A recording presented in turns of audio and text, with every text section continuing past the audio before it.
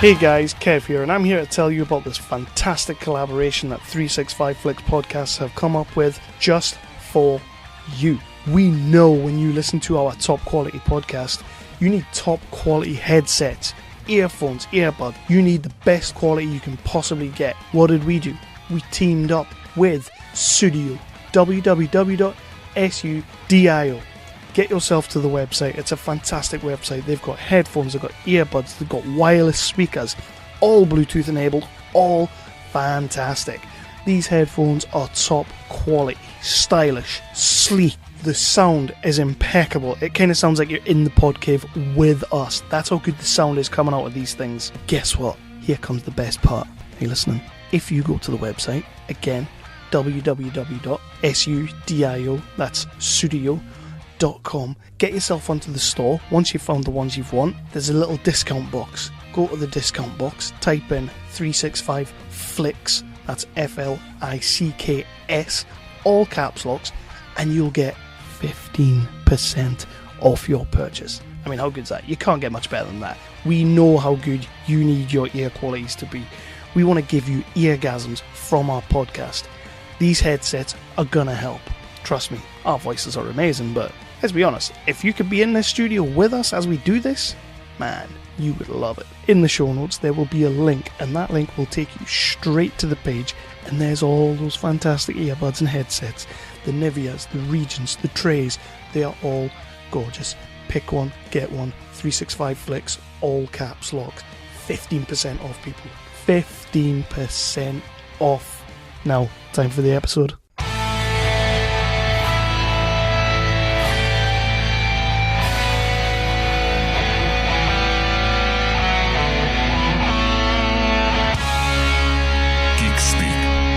Definitive 365 cut. These are the meaningless ramblings of a Scottish redone whore and a pissy ex-video store clerk. Their ongoing mission is to set right the movie wrongs. They're gonna need a bigger podcast.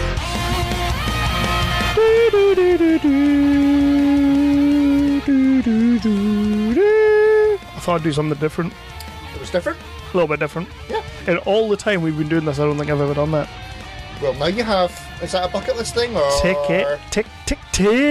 it off. Yeah, boy. So, yeah, this is 365 Flicks podcast. This is episode 107. It is going to serve as our review of the Avengers. Bet your ass it is, bitch. Infinity Wars. My name is Kevin, the pissy ex-video store clerk, and the man next to me is... I am the 2017... Floppy Award. So that goes first now. Brit of the Year. Always went first. Yeah, okay. And Scottish Sweden whore, Chris. Yes, you are. And right up front, we're not going to be messing about. This is full spoilers. Yeah, full spoilers. So you have been warned. Don't get pissy. Yeah, do not get pissy, because we're going to go for it. You know what? It's been out for like 10 minutes, so it's time to... I did actually, on the Facebooks, I'm in this closed group called, is it For the Love of Sci-Fi or something like that? One of those ones. And somebody on... What day did we see it? Saturday? Friday. I think it was Sunday morning. Had done a post about what he thought the end of the movie meant. Yeah. And people were fucking going for him, like... It's been... But you know what? Like full massive props to the internet. And this is probably the first time that we will ever say this, and probably the last time we'll ever say this. I would imagine so. Because the hashtag Thanos demands your silence. I love that. But people have been really good. Yeah. Like on Facebook, I still to this moment haven't seen many spoilers. Like, people are being really, really good with, like, the spoilers. The only thing I've seen is that guy. Yeah. And I'm betting he got a lot of abuse and then kicked. He got abuse from me. Well, that's good. He hadn't spoiled it for me because we'd already seen it. But yeah, you'd already seen everything. I'd already seen it, yeah. I just said, you know what, you're a dick. Yeah, he was. Yeah. Yeah, but like I say, like, it has been very... Like, everything's been really low-key. Like, they've not really been dropping spoilers. It's been great. For once in fandom or geekdom, whatever you want to call it, the internet hasn't been a bunch of bastards. Yeah. It's been quite nice. Something will happen. Something will happen. Yeah. People will get outraged, and you'll regret saying that. Yeah, I mean, most of the groups that I'm in that like have been talking about Infinity Wars, like somebody will say something that is vaguely considered, maybe not quite, but could be a spoiler, and then the next message is like, "You will be kicked." Like, watch your words. You will be kicked, and it's like, yeah, man, go for it. Kick him, kick him, kick him. Like, I'd kick him anyway. Bastard. But yeah. But this is going to be, I mean, when it comes to the internet, when people are putting things on Facebook or any other site like Twitter or whatever, you know, you make your choice to watch that or to read that. You've made your choice. But the thing about podcasts is there will be a title on the episode that says completely spoilers, total spoilers, be warned, be warned. So if you've chose to listen to this, you've obviously either seen the movie or you don't really care for seeing it. And if you don't care for seeing it, what's the matter with you? You're stupid. Well, you're like one of the few people in the world who cares for not seeing it. Yeah. But yeah, we'll get into that in a minute because, wow, you know, this movie's, it's making all the money. It is making all the money. It's making, well... I loved the thing that Star Wars did. Yeah, when Disney was like giving themselves a congratulatory, masturbatory thank you and congratulations. It's like Minnie Mouse handing it to Mickey Mouse, isn't it? It was just like, I saw it and I'm like, I know that's a thing. People have been doing that for years with these like congratulations. It is a thing with like the opening weekend and whatnot, and it has been going on for a long time. But this one was a bit like, yeah, you're just wanking yourself off there, mate. Nothing wrong with that. There's not. I mean, I do it regularly, well, so that's just how it felt. But you know what? Fair dues to them, because this movie is smashing the box office. But we'll get into that in a moment. But would you like to do your little bits of pieces? Sure, why the devil not? Did you listen to the last episode? Which the one? Freddie and Fosmo episode. No, I've not yet. If you haven't listened to that, everybody go and listen to the Freddie and Fosmo episode. That was awesome. TV pilot with puppets. And we love those guys. You know what? That was one of the most fun times I've had editing. Yeah, it was good. It was great. Like, editing that. The interview itself was great. Sorry, the chat. It wasn't really an interview. But the chat we had was great. And then editing it back was just even better, because I got everything again, and it was like, oh man, those two were awesome. Yeah. Maybe, and we won't say it to his face, but maybe sort of edging out Toby. Toby's cutting himself right now. Oh, don't, Tobes. You'll be fine. Tobes, no. Don't be such a prick. We'll not go there again. But if you listen to the last episode, remember how much of a piping hot mess you were. Oh, yeah. Not there. Have you edited it out? Fluid. Wow. You sound amazing. I am shocked. You should be, because normally I'll just leave that shit in because it's hilarious. But you know what? You were that much of a piping hot mess. I was like, I'm going to have to edit this. Damn. Are you saving it for the outtakes episode or something? We should do an outtakes episode. But you know what? You don't take anything out, do you? So. I tend not to keep any of the stuff that I cut out. It just kind of goes like into the cloud and goes. Because one of us has said something racist or something. Well, no, allegedly. That's what Jason Brigger would say. Allegedly? Yeah. Well, it's either racist or it's not. We don't say those things. We imply it. So before we go down that hole, why don't we just move on to you doing the pimpage as effortlessly as you did That's what you call irony. As you did on the last episode. Irony, nice. Yeah. Americans won't get that. No, they don't get irony. Or sarcasm. Or humour. So wow, holy shit! That's our American audience gone. Yeah. So we need new followers now. So everybody, look for 365 Flicks Podcast on the Facebooks and the Twitters. Segue. Don't forget to like and share and subscribe like a some bitch. You can find us on iTunes. Don't forget to leave us a cheeky 5-star review, because we like that thing. Wow. We love that. That came out of nowhere. That was very ignorant. Wasn't it? Fully ignorant. You can subscribe to us on the Spotify and any other third-party podcasting app that you can find, for the most part, unless it's a really, really shitty one. Look for us on a few cheeky networks. We are on the Tangent Network, the Wicked Radio Network. Is that still going? Should I stop saying that? The page is there. Dev's not doing anything with it. Right, lazy bastard. Joe's not doing anything with lazy bastard. The page is there though, and people do still keep putting things in it, including me. Also look for us on Weeby Geeks, our British home, the awesome Nerdly. Nerdly! Geeks Worldwide, hashtag Podern Family on the Twitters, and also hashtag BritPodScene. Boosh. Yeah, man, that was pretty effortless. Pretty effortless. Well done. So, yeah, we're going to be going into talking about Avengers Infinity Wars in a momento. But, yeah, before we do that, we did the Road to Infinity Wars. Don't worry, I'm not, going to spring anything on you.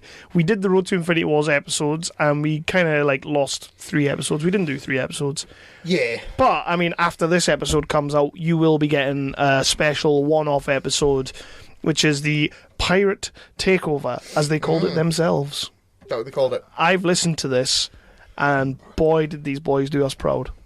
Good lads. So, Toby Osmond, the man who just keeps on inviting himself on the show, inviting himself to do little segments on the show, decided he was going to take over an episode of 365 Flicks with his friend Lee, and I'm going to fuck this up. It's either Aspie or Apsy. Right. I'm not quite sure which one it is, but he was also he worked on Dark Beacon with Cos. I think he was like a producer or a writer, or he was one of them. Yeah. And obviously Toby's in Dark Beacon, and the two of them decided that because Toby loves Thor Ragnarok, I don't know if anybody knows that. I don't think he's mentioned it. I mean, if you listen to the episode he did with us, it comes up once, maybe twice. Just once, maybe twice. So they decided to do a Thor Ragnarok review for us, which is going to make a whole bunch of sense because Guardians 2 didn't get done, Spider-Man didn't get done, but we've got a Thor Ragnarok episode. Well, yeah. And you're going to love it because it basically starts with the two of them sitting there going, "Arr! Pirate takeover! Arr!" Yeah, they got into character, dude. As we cannot. I had a bunch of fun listening to that. I did, and I'm looking forward to the fans getting it because they are going to love it, and the fans love them some Toby. So yeah, do you want to get into, or would you like to quickly mention the MCM Comic Con because we're going to be going down there in May? We are going down there in May, and now in a minute. Yeah, I am looking forward to this like a son of a bitch. Guest list is cool. They've got some really good guests. They've got some Orange is the New Black people. Yeah. The little Jesus freak, she's going to be there. Yeah, Taryn Manning. I'll go with that. Yeah, we'll go with that. It's right till it's wrong. Trevor, Michael, and Franklin from GTA 5, the voice behind them. It's a similar situation to the Miriam Margolyes thing. Where I was told if I didn't meet her, then don't bother coming home. I've been told a similar thing. If I don't get my photo taken with them, then don't bother coming home. Yeah. Stephen Ogg. I really want to meet Stephen Ogg, and if we can get him to do some Trevor, that would be great. Yeah, hell yeah. Even if he does some Stephen Ogg, I'll be fine with that because he basically is Trevor. And there's a whole bunch of other guys. There's some Walking Dead guys going to be there. King Ezekiel's going to be there, and his little pal Jerry, the fat guy, he's going to be there as well. A whole host of voice actors are going to be there. Yeah, some really Kevin good Conroy. ones. Kevin Conroy, though. Fuck yeah. Batman himself. Really looking forward to this weekend away. And of course, I'm sure we'll have some cheeky other things going on. And oh yeah, I'm sure we will. Tom's going to be there with the Black Site panel. That's going to be great. And hopefully we'll get to meet up with the guys and slam some beers. Yeah. Or slam some shots. Well, it is that I'm not doing shots, I'll throw up. Yeah, so will I. In my mouth. But not necessarily in my mouth. Did I ever tell you about the first ever shot of tequila I did? Blech. I think I might have told you. So I was in Bedrocks. And you know Bedrocks, like when you walk across the carpet, it sticks to your shoes. Yeah, like the moon landing. Yeah. For everyone out there, we live in. We've mentioned before that we live in a tiny little bumfuck town on the border of England and Scotland. We have not one but 2 nightclubs, and one of them might as well not be there because nobody goes anymore. Yep. And the other one's Bedrocks, which is a Flintstones themed nightclub with nothing to do with Flintstones. You go in and the carpet has not changed, well, since I was born, and I'm 33, so, imagine that. Ew, spew, wank, feet, everything's been on that carpet. And would you go in there bare feet? Nah, you would never do that. You'd never do that. You're catching something. So anyway, I goes in there one night, and me and my pals was like fully scooped, and we were like, You'd have to be, wouldn't you? Yeah, we were like, let's get a shot of tequila because we're all awesome and amazing and we love tequila, woohoo! So we went to the bar and we got, the three of us got a shot of tequila each. So I knocks mine back, nothing on the throat, like, and I'm thinking, damn, tequila's easy. And looked in the glass, there had to be nothing in the glass. It was bone dry. You rubbed your finger in it, there was nothing in the glass. She'd poured 2 shots. Obviously, because I was so minced, she didn't want to get me to have another one. And at least that's what I think. So I was like, I'm kicking up fucking all that. And I said, there was nothing in that. Mate is like, nothing in that. Get me another one. So she got me another one, knocked it back all over the bar. Spew everywhere. Brilliant. You dirty bastard. I know, right? Awesome. Spewed on the bar in Bedrocks. I have never spewed in a pub. Have you never spewed in a pub? No. Have you ever done a tactical? A tactical? You know, like it's like you're out all day. Oh, no. Once I spew, that's me done. Aye? I can't... Home time. Yeah. Oh, I can't go back to the drink once I've spewed. That's me done. I personally have never done a tactical, but there was one time I was up in Edinburgh, and...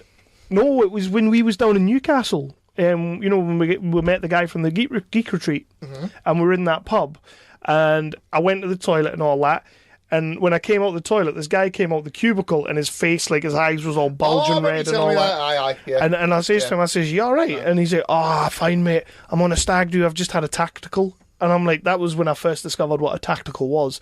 I'm like... Not like a tactical wank. No, we don't call it that, we call it a power wank. What situation would you need a tactical wank? So, like, you have a tactical wank so that you don't come as quick when you... Sweet. You learn a lot on this podcast. You do. Can we get into Infinity Wars? Because that conversation just went elsewhere.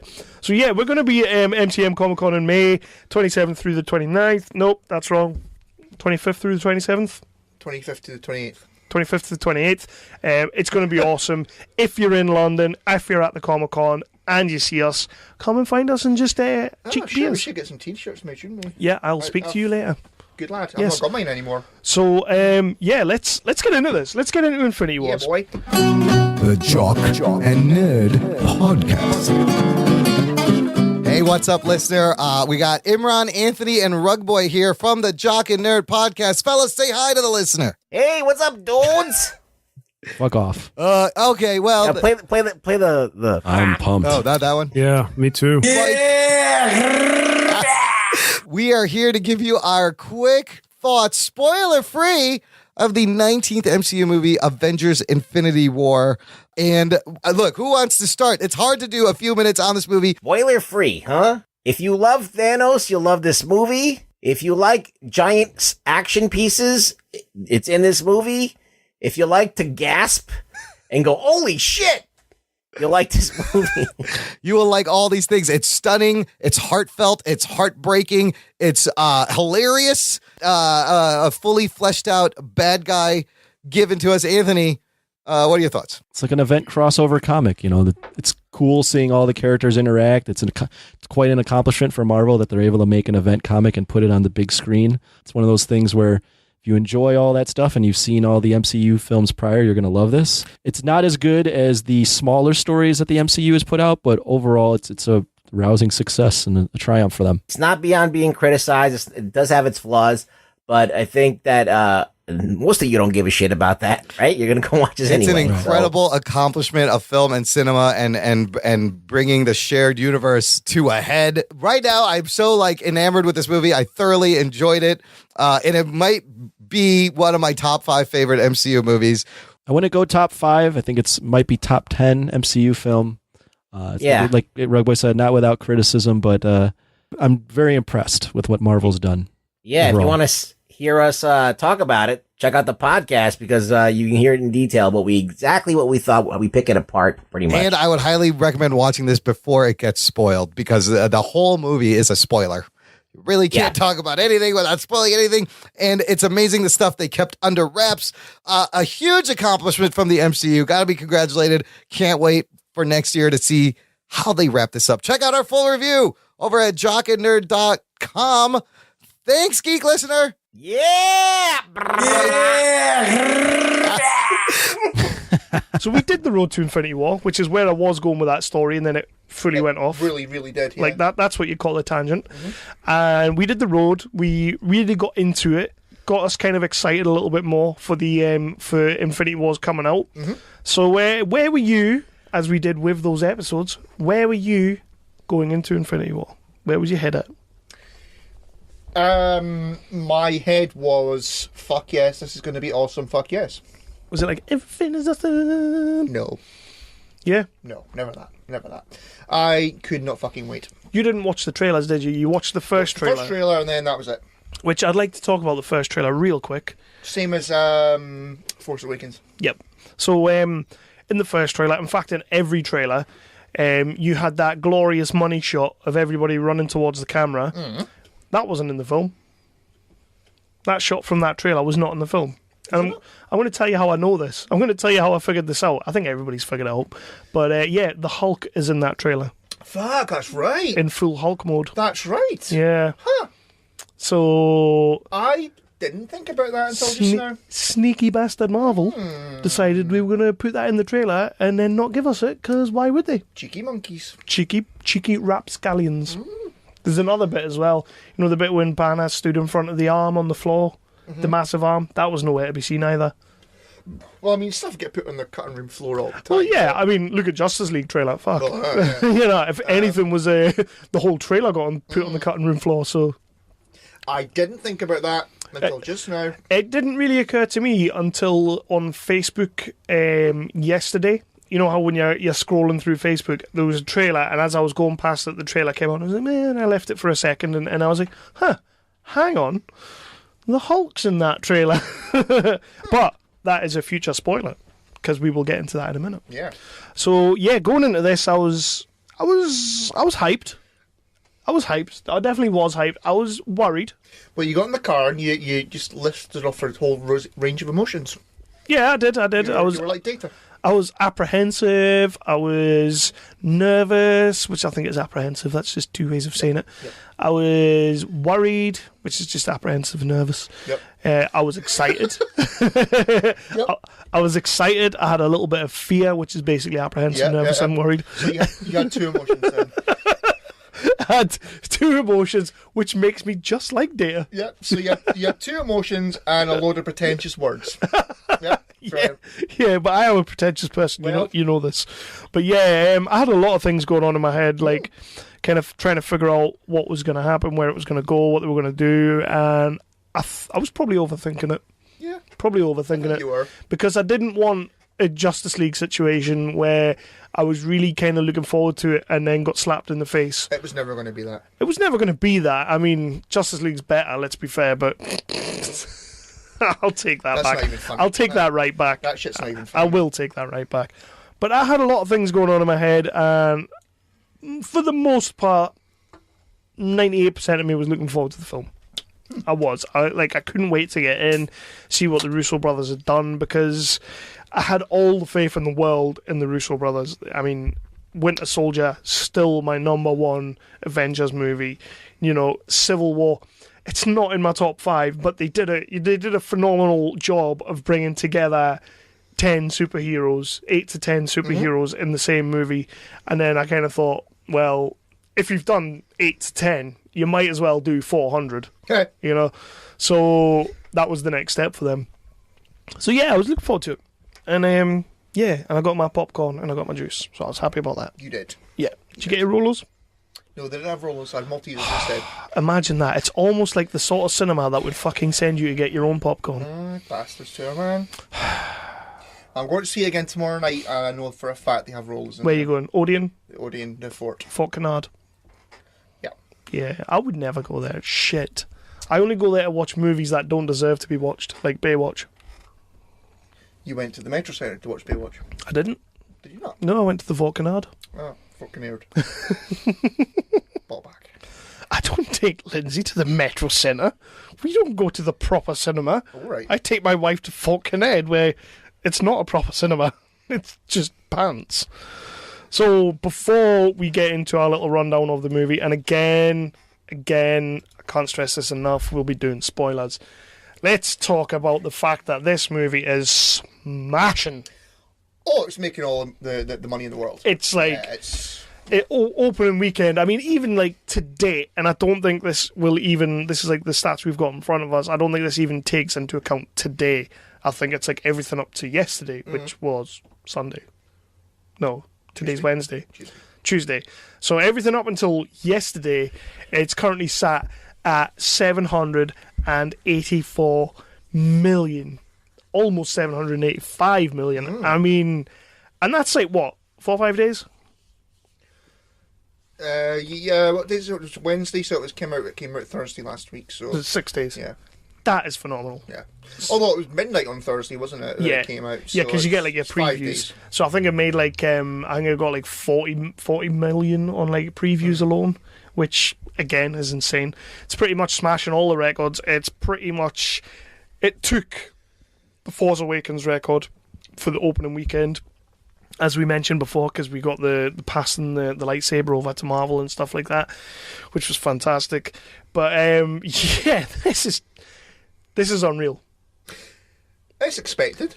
I think it's definitely expected because it's Marvel, it's the Avengers. These movies are always, the movies in between might struggle to break $1 billion, but most of them will break $1 billion, and then the Avengers movies will destroy the fucking box office. Yeah. It's just the way it's going to be. But yeah, I mean, it's the culmination of 10 years of work and 10 years of stories and 10 years of character arcs and all that kind of thing. So you would expect it to. Yeah.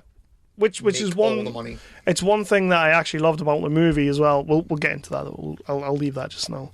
But yeah, you're right. It's been 10 years of movies, and we've been waiting for Thanos since we got our first glimpse of him in Avengers Assemble. That's right. It was about time. It was like a throwaway sort of post-credit scene that Joss Whedon put in there because he thought it would be fun, and then it became this huge, massive thing.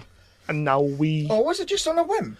I thought that was the big plan, to build up Thanos. I don't know if that was the big plan straight away, but I remember reading something about Joss wanting to put like a Thanos clip in there somewhere. Right. Because he loved the character of Thanos, and I think that then became like, right, that's what we're building towards. Yeah. Oh, okay. And we're going to take the next fucking 10 years to get there. I suppose at that point it was 8 years though, wasn't it? Yeah. Yeah. But it's making all the money, and it ain't even opened in China yet. And let's be honest, it's probably going to make $1 billion there. Huge. Like it's going to smash. That was all right. It wasn't bad. It wasn't bad at all. Was that your Kanye? But yeah, there's nothing else to be said about it. It's just smashing all records, and rightly so. It should, because like you say, it is 10 years of work. It's 10 years of character arcs, 10 years of stories, 10 years of Marvel. Loved the Marvel Studios logo at the start of the film, how they put the 10 in there. Yeah. I loved that. That was a nice little sweet touch. But again, before we jump in, I want to ask you, the Solo trailer. No, you can keep it. It looked horrendous. Talk about Captain No Charisma. Yeah. I mean, what is going on? No. I know. No, thank you. I know there was all those talks about the studio not really liking his approach and all that, and his manner and all that. He looks shit. Yep.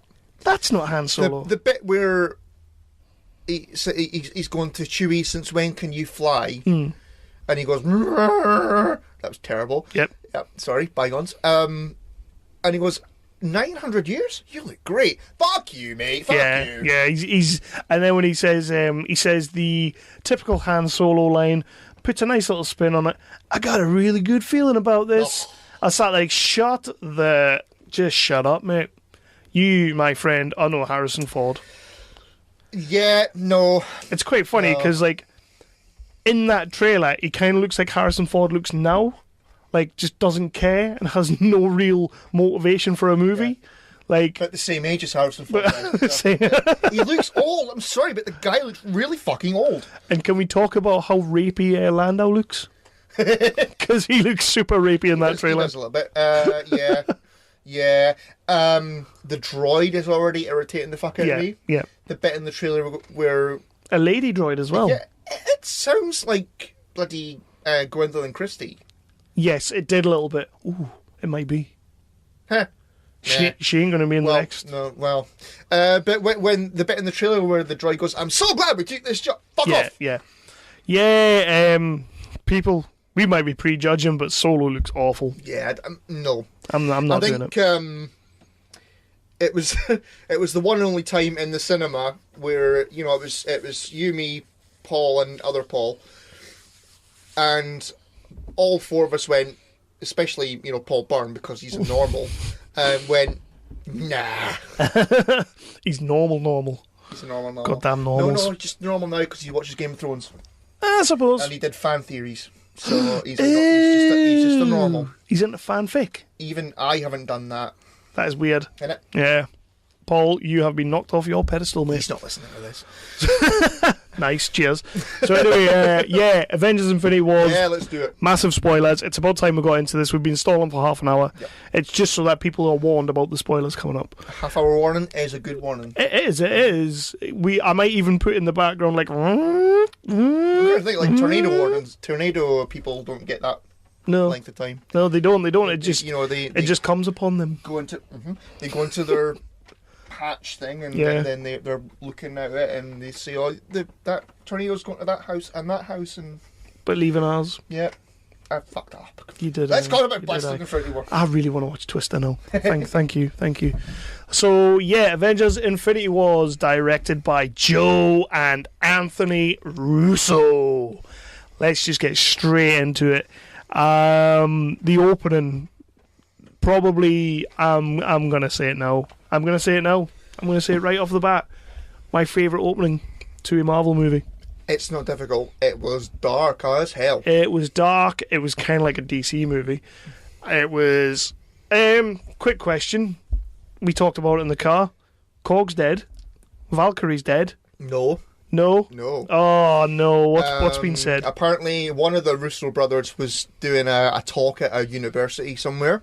Read this today on the internet. Okay. And somebody had asked him what the crack was with Korg and Valkyrie, and apparently Valkyrie escaped, which I'm not buying. Explain that to me, Russo brothers. Well, obviously they did the Thanos attacking. The distress signal at the start. Yeah. Which apparently is Kenneth Branagh. Is it? Apparently. I don't have any proof to this. I have no real, nothing's been 100%. Did you just have a dream? No. It was on a video that I watched on YouTube where they were talking about, like, cameos and Easter eggs and stuff like that. And they said that was Kenneth Branagh. Fair play if it is. It would be great. It'd be great if it was. Nice little touch. He said that Valkyrie escaped on an escape pod. Bollocks. And he wouldn't say what happened to Korg. Bollocks. Valkyrie did not escape. They all did. They did. Thanos killed everybody. Thanos and his henchmen killed everybody. But it's dark as fuck. It's great. It's a great opening. You get the distress signal, and then it kind of comes in, and you have the levitation guy. I think he's called Ebony Maw. The Sith Lord fella. Yeah. He was amazing. He sort of opens the movie up proper with, like, you are now the children of Thanos, Yep. like this nice little monologue, just. And I'm going to start with. I mean, we're starting with this scene anyway, so I'm going to start with one of my biggest worries that I said to you in the car, and I've said to numerous people, was the fact that in Avengers, Loki came down and he had the Chitauri, like the faceless whatevers. Mm-hmm. Ultron had the Ultron bots, the faceless bots. You know, Suicide Squad had the putty men, you know, the faceless putty men and all that. And it was becoming a bit of a trope. So what I really, really hoped for was that you were going to have Thanos, the big bad, and like 3 or 4 equally as badass villains. And they gave us that. You definitely got that. They gave us that. And so straight away I'm on a high because I'm like, oh, brilliant. Like, we're not just going to have some shitty, like, mutant army taking people on. Like, so straight away, I'm on cloud 9 with this movie straight away because we've got, like, actual villains with faces and names. I don't remember their names, but they actually have characters. And all the way through the movie, they have characters. They have little traits that we get to know. And I was like, yes. Thank you, Russo brothers. And then we get, What? We lose someone pretty much straight away. Yes, we do. Which, again, you wanted on the car going up. We wanted it, and it's not a spoiler to turn on and say Loki dies. Well, we've given them warning. We've already done that. They can talk. But it's not really a spoiler anyway, because we knew that was happening. Like, did we know that was happening? Well, they kind of hinted at it with, Loki going into the Asgardian vault and he sees the Tesseract, so you kind of knew that he was going to take the Tesseract. You knew he had it. And then at the very end of Thor Ragnarok, you had Thanos' ship coming down and Loki and Thor kind of looking at it like, oh, shit, So while there was a lot of people out there who thought that big battle scene in Wakanda was going to be the start of this movie, you're a bunch of fucking idiots. Who the hell thought that? Why would they put that at the start of the movie? Why would they put a huge, massive battle? Everybody was saying it. Were they? Oh, that's the start of the movie. Is it hell? The start of your movie was always, if you think logically, was always going to be Thor and Loki. On the ship. Bloody internet mongoloids. Yeah, big time, big time. So, yeah, we get some nice little play between Thanos and Thor, sort of, not exactly monologuing, but, Thor's pretty fucked. And Thanos is pretty much, like, petting him on the head. And Loki comes out to try and... It looks like he's going to join forces with Thanos. Well, it does, because it's Loki. Yeah, he always does that. But he kind of gave the game away in his monologue. When he was saying, I'm the rightful son to Jotunheim and the son of Odin and all that. You shouldn't have really mentioned that you were the god of mischief. Because Thanos is going to be thinking to himself, he's about to try and kill me. Yeah. He may as well have done a Peter Griffin. It was just like, why would you put that in your list of names? At least say like the King of Tangents or something. Just something like, I am the god of mischief and I'm not about to stab you. Honestly, I'm not. I'm not going to do it. I'm not going to do it. Yeah! And he tries to kill him. He does try to kill him. And he crushes the life out of Loki. Well, you got it. Yeah. And that's a real death. That's a permanent death. That's like, you saw the life come out of him. Yeah. But before that happens, we get a nice little callback to Avengers when he says we have a Hulk. And then Hulk comes in and starts beating the shit out of Thanos. And I'm thinking, oh, well, that's this film done. But it turns out Thanos is extremely overpowered and he's going to knock the living crap out of Hulk. Fuck out of Hulk, yeah. And it's a good fight. There's also a callback where he smashes Hulk off the ground. Yes, great little bits. The movie has a lot of these little moments, which I only kind of noticed thinking back on it. That there's like, we have a Hulk is a good little line. I caught that straight away. I love that. But there's a lot of little bits through the movie that, like, if you're a fan of these other movies, they're paying a little bit of service to you. Yeah. Which was nice. Which again you would expect with it being it's a Marvel movie. It's Avengers. They have to put those references in there. And one of them is like way later on in the movie, and it's actually like kind of my favourite little bit of dialogue. But we'll get there. We will. So yeah, Loki's dead. Fuck, it's a great death. Yeah, it's a great fucking death. Again, one of the things that you wanted going into it was for, one of the main characters of the MCU. I wouldn't necessarily say he's a main character. Of course he fucking is. No. My wish, you're right, you're 100% right what you were saying, but my wish was like the main sort of, Avengers Assemble, when you get that little round the room shot, round the gang shot with like them all standing up. To me, they are like the main Avengers, like Iron Man, Cap, Hulk. It doesn't have Thor. to be. It doesn't have to be an Avenger. Yeah, no. I'll take all the death in the world. He's one of the main characters in the MCU because he's been in it since Thor. Plus, he's pretty much like one of the most loved characters in the MCU. Yeah. Even though he's a villain, everybody loves him. He's like probably the best character there. And we lose him. We lose him right off the bat. Fucking brilliant. Really well done. Loved his death. Such a great service to Tom Hiddleston. Great service to the character of Loki. That's how he should die. Yeah. And it he looked like a rock star going out. He really did. Well, there's a moment later on in the film where I thought the same thing, which we'll get to later on. Because I think you probably I think I know which point you're going with. Yeah. And in that same little scene, we kind of get told that Thanos is coming to Earth. He's going to get all these Infinity Stones.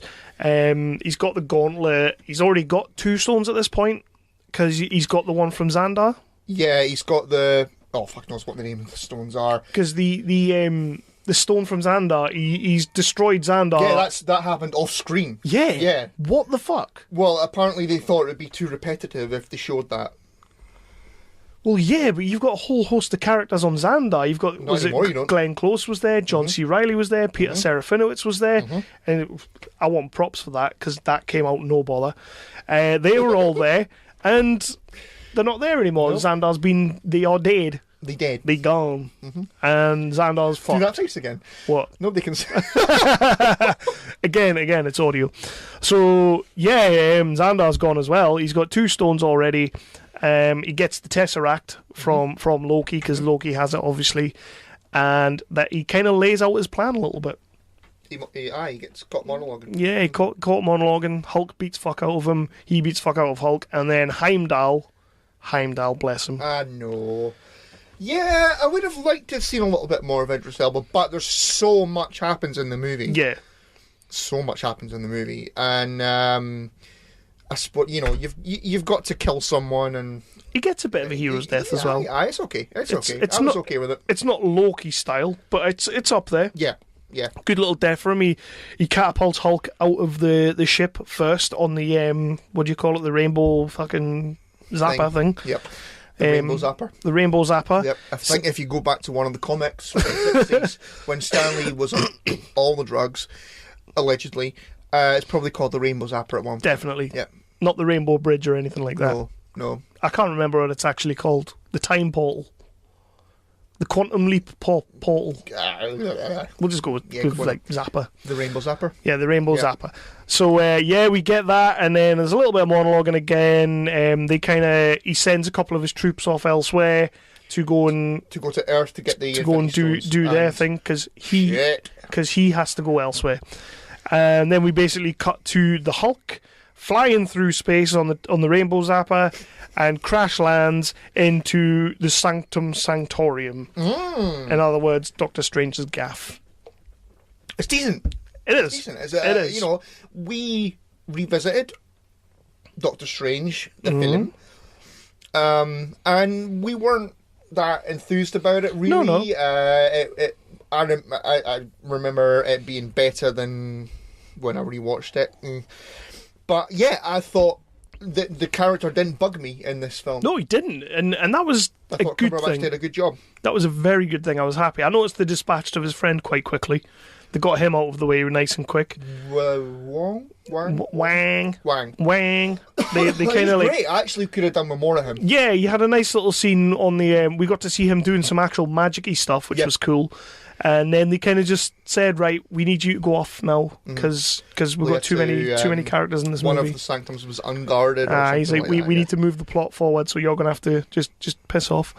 And but like before all that is kind of like we get Hulk crash lands into the sanctum. He's looking up at Doctor Strange and he says, "Thanos is coming." And then it goes, da, da, da, da, da. I can't do the. How does the Avengers tune go? That one. And it says Avengers Infinity Wars. And then it goes to Tony Stark and Pepper Potts. Pepper's back. And we get my first problem with the movie going forward. Tony and his nanotech. Yeah, you had an issue with this, didn't you? Yeah, I did. Where the fuck did the nanotech come from? Like they've never dealt with nanotech, and all of a sudden he's dealt with nanotech. All of a sudden nanotech he's like, is in Black Panther. No, it's like Black Panther tech, but it's Wakandan tech. But it doesn't matter. It's in it. It's in the MCU now. He's got it's like the chain thing, and he's basically become like Green Lantern because he can just make things appear with his mind because of the nanotech. Name one time he does that. It's a small. He does it right at the start when they get into the battle in the middle of like wherever it was. He does it right there where these things sort of just appear beside him and start shooting rockets. And I'm like, where the hell did they come from? Tony Stark is built into the suit. They weren't built into the suit. They were completely separate from the suit. They were just floating because he used the power of will like Green Lantern does.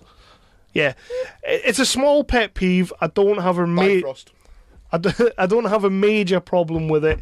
I was just kind of sat there like, okay, so Tony's motivation or Tony's arc through these movies has been I'm Iron Man, right? And then he got to like Iron Man 3 and he's all like piping hot mess. So he's like, I'm going to take the thing out of me because I can be Iron Man without the suit.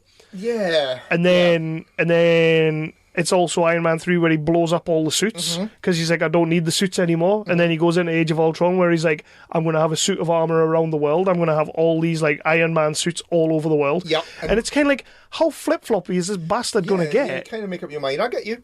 And then didn't Pepper say, or did I pick this up wrong? Like, so why did you get it put back in then? Yeah. So he's had it reinstalled. It's not been reinstalled. It's just sort of attached to him. Right. From what I got, it's not been reinstalled. Right. It's just like... So it's not like put shrapnel back into his bloodstream. No, that would be that would be stupid. And then like in Civil War, he's like, I'm all freelance now. I'm not an Avenger anymore. And then we get to this movie and he's clearly an Avenger and he's clearly like not given up and he's got nanotech. But he's the only Avenger apparently. But he's the most flip-floppy son of a bitch ever. Yeah, yes, I will give you that. And I know you love Iron Man, but this is one of the reasons I've never been able to fully get on board with Iron Man. And when it came to Civil War, I'm Team Cap all the way. Oh, fuck that. Because at least with Cap, he kind of knows what he stands for and he knows what he's doing. And even if it's the wrong thing, which 9 times out of 10 it is the wrong thing, it is, to be fair, at least he goes for it.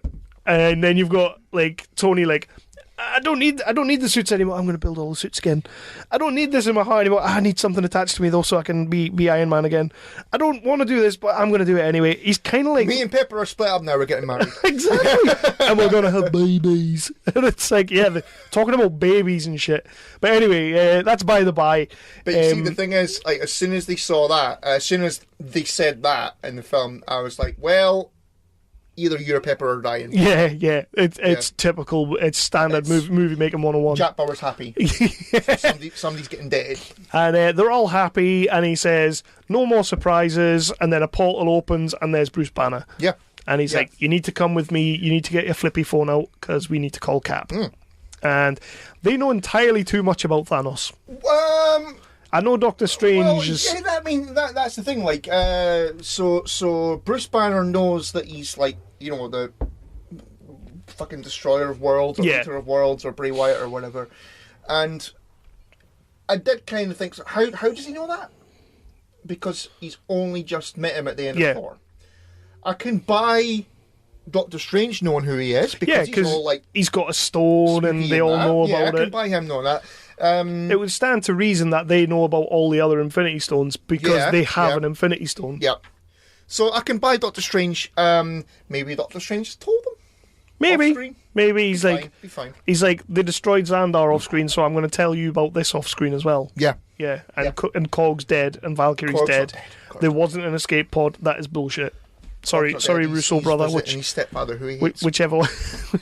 We were talking about this today at work, and we're talking about when Infinity Wars 2 comes out, what would be the best thing that could happen? And I was like, he reconciles with his stepfather. Honestly, get this right. The best thing for me that could happen is that Korg turns up and he's all like, "All right, guys." That was terrible. And he's kind of like, what's occurring? he's talking about the revolution and all that, and they're going to take down Thanos. Nobody actually mentions that it's Thanos though. And then you get a scene where Thanos comes through the portal and he goes, "Oh no, it's my stepdad." Man! And he turns around and looks at Thor and goes, "Who I hate." That would be amazing. Yeah, I want that. Wouldn't it? If Thanos turned out to be Korg's stepdad, who I hate. Fuck yes. That needs to happen. It's not going to happen. Do an email right now to the Russo brothers. It's not going to happen, but imagine it. He's like, "Get off that bloody pamphlet." You know? So when we sit down in what, a year's time for Avengers 4, if that happens, we're going to do a Daniel Bryan yes chant in the cinema. Big time. I'm going to be like, I'll stand up in the cinema and I'll be like, "Shh, called it." Yeah, but anyway, so that happens. They kind of give you the story about Thanos and the Infinity Stones, the Gauntlet, and all that. And then we get our first... Well, we've had that little set piece at the start, but we get our first big action set piece. Oh, yes, we do. Oh, yes. With Thanos has sent his 2 minions down. I think it's the big guy with the massive big guy and like the Sith Lord fella. And the Sith. I fucking loved him. Isn't he amazing? He was brilliant. I'm sure he's called Ebony Maw, but for me, like, apart from maybe Loki, he's a fantastic villain. Yeah. And he's... we'll get to that now in a minute. Oh, you were rooting for him. Oh, yeah. Yeah, because he's got some proper badass powers. I tell you what, like, this is skipping ahead, but there were a few times when Thanos was telling us his plan and why and everything. I was like, fair play. Oh, yeah. I mean, the thing about Thanos is, and I was going to say it before, I'll say it now, this movie is Thanos' movie. Yeah. And the reason it's Thanos' movie and the reason it works so well is, like you were saying before, we've had 10 years of these characters, of these character arcs, so that the Russo brothers could do something incredibly, incredibly genius and make this movie about Thanos. Yeah. It was about the bad guy. Let's be honest, there's no real character development for anyone in this film, apart from maybe Thor. Thor, because he goes on his journey. Maybe Peter Parker to an extent, because he becomes an Avenger. Yeah, he becomes an Avenger. He kind of becomes a man, sort of thing. Yeah. There's no real character development, though. No, well, I mean, everybody's just doing their we Avengers don't need thing. it, though. We don't need it. Because we've had it. We're given little moments for every character. We're given little moments to reintroduce them from where they were the last time we saw them. Sure. This is what they're about right now. Right, let's get on with the movie. Here's Thanos. And we're going to do some like real exposition on Thanos. And we're going to get to know him. We're going to see what his plan is. His plan was a pretty fucking good plan, to be fair. Yeah.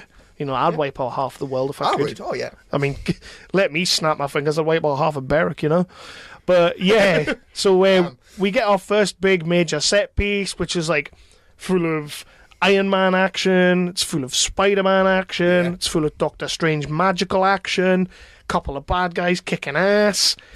Yeah. And in amongst all that... so good, yeah. We get some lols. We get some good laughs. There's some not bad chuckles. And we get my major peeve of the movie, and I think you might let me have this one. You might. The Hulk. They destroy the Hulk in this film. Yeah, so the Hulk doesn't want to come out. The Hulk doesn't want to come out. He doesn't want to play. And from what I've been reading, and from some of the videos I've been watching, and some of the things I've seen, a lot of people are saying that the Hulk has basically become a child. Saying that he's from what I've read about it, it's apparently going to be a 3-movie arc for the Hulk, starting with Ragnarok, ending in Avengers 4. Right. So they're doing whatever, they've got a plan for the Hulk, and whatever it is, it involves the Hulk not wanting to come out anymore. Well, for me, that plan should have ended at the end of this movie. There was a perfect point where. But then you don't know what, like, I mean, where does Avengers 4 go, which we'll get to. But obviously they've got a plan for where Avengers 4 is going to end, and that's the start of Phase 4, you would assume, or maybe bloody Ant-Man and the Wasp is the start of. They'll be coming Phase into 4. it. I'm not sure what phase it's in now. I think this is still the same phase, because I would say that Avengers 4 is going to be the end of this phase. Right. Because it's like a year away. You wouldn't start the new phase now to then have an Avengers movie straight away. Yeah, that's true. As far as I'm concerned. So the Hulk is in the middle of an arc. Yep. So I would say, I know that you didn't like it. I really didn't particularly like it, so I will let you have that. I would rather have seen the Hulk kicking ass. But then it depends what's going to happen. It's just for me. It could be a case of, in a year's time, so, it's so fucking awesome what happens with the Hulk that we go, holy shit, yeah, well, that was worth it. Okay, right. I'm willing to drop my beef on that. I'm willing to squash it down a little bit. Like, I'm willing to give them a chance, because they deserve a chance. Because this movie that they've made here is a lot of people are saying it's like nothing short of miraculous what they've done, and it's maybe going a bit too far. But come on, there are so many characters in this movie. There are so many things going on in this movie. It could have easily been an absolute shit heap of a mess. It Yeah. could have easily been. I don't like that word. I don't like the use of that word. Yeah, it's amazing what they've done. I do love what they've done. I think like what they've put together. But then I also think that a lot of people who are coming out very, very, very 10 out of 10 positive from this movie is to do with the fact that they've done that after this 10-year lead up and they've come out with something that wasn't like unwatchable. Yeah. Because on paper, this movie should have been unwatchable. And I think the big bulk of why it isn't is because it's a Thanos story. It's they took it a different way. Thanos was a big positive part of it for me. Yeah, he was great. Josh Brolin was great. There was moments that he was ropey. Like the CG wasn't 100% perfect. We said in the car, didn't we? We were talking about that in the car that there was a moment that I can't remember what the hell the moment was. It was when he was with Gamora, and it was like a sort of sandwich because it was like looks amazing, looks a little bit shit, and then he looks amazing again. So that might have been added in later. Yeah. I mean, what the hell it was? I mean, they do that with films, and they maybe thought they were going to get away with it. It was probably, I mean, the only bit that I really thought he looked terrible. And honestly, I was sat there thinking, this is so jarring, because that bit looked great earlier on. The bit coming up looked great, but it was so jarring. You know, like the throne room where the two of them were together? Yeah. I thought he looked horrendous. And I don't know if it's because you got quite a few wide shots. You got quite a few shots like pulled away from the two of them so you could see the two of them together, and you got a sense of how big actually Thanos was compared to Gamora. But it was like, for me, it just looked crap. And I was sitting watching it like, ew.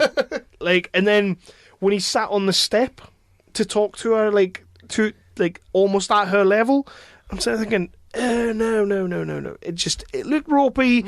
Hopefully on a rewatch, I'll feel different. Yeah. And it'll sink in. My favourite moment with Thanos, or possibly my favourite moment in the movie, or set piece in the movie, is when it's Tony Stark, Spider-Man, Star-Lord, and what's the name of the woman with the things? Mantis. Yeah. And they're all trying to get the glove off him. And Mantis is like on top of Thanos with her head, like trying to make him sleep in that. And like Star-Lord is there, and he's just found out what's happened to Gamora. I thought that was just a superb little moment. Like mainly like Chris Pratt, when he reacts to Gamora's death. I liked that scene, and I also hated that scene. We've jumped ahead. I have a little bit of beef with that scene, but I completely 1,000,000% sort of understand why they did it. So yeah, we get all that at the start. Like there's a big battle. Spider-Man comes in to help them all because he gets his spider senses, which I kind of thought we were told he wasn't going to have spider sense. He didn't have spider sense in Homecoming. I'm convinced that I read somewhere that Peyton Reed, the director of Spider-Man Homecoming, basically said that he wasn't going to have spider sense. Right. But it's pretty much just in Homecoming. It's an integral part of Spider-Man. It's Spider-Man. Yeah. You've got to have Spidey sense. Could it have been that this danger was so great that it did kick in? Could be. Like it's a huge threat, so it's like so you kind of get that little scene. Doctor Strange is taken away by Ebony Maw. He's going to take him away to find out how to get the Reality Stone. Because it turns out he's got a put a spell on it, which was brilliant. Yeah. I really quite liked that. So he's taken him away. Little fat Jerry's pissed off somewhere. You get an amazing scene though where he opens the portal and the big guy goes through it and then he shuts it and it cuts his arm off. Yeah. Brilliant. Yeah, that's cool. I've got a question about that later though. Got a question and we will get to that. Because he got sent to like Alaska or something, didn't he? Which was cool. Yeah. Which was cool. Cool as balls. So you get that, and then Tony and Spidey end up on that big circular thing that looked like something straight out of Justice League. Basically. It was very World Engineer, wasn't it? Yeah. It was great. It was a great little scene. But you have a fantastic moment where Spidey goes first. He gets on it first, and Iron Man's kind of following him. And obviously, Spidey's got the shit Spider-Man suit. So Tony has to help him, because he's running out of air. I love that little moment when he says, "You're too high, son. You're running out of air," and he's like, "Yeah, that would make sense." And like he just stops breathing and he starts to fall, and the suit just the Iron Spider is phenomenal. It's so good. It's so good. And Tony basically tries to get Spider-Man to safety while he goes into the ship, and he's gonna save the motherfucking day. Bitch. But you don't get rid of Spidey that easy. No, you do not. And then the movie completely shifts gears and becomes a Guardians movie. Yeah, and you can feel it. Yeah, you can feel instantly. it. It's like two movies. Great. It's like I mean, you said something that I wasn't aware of.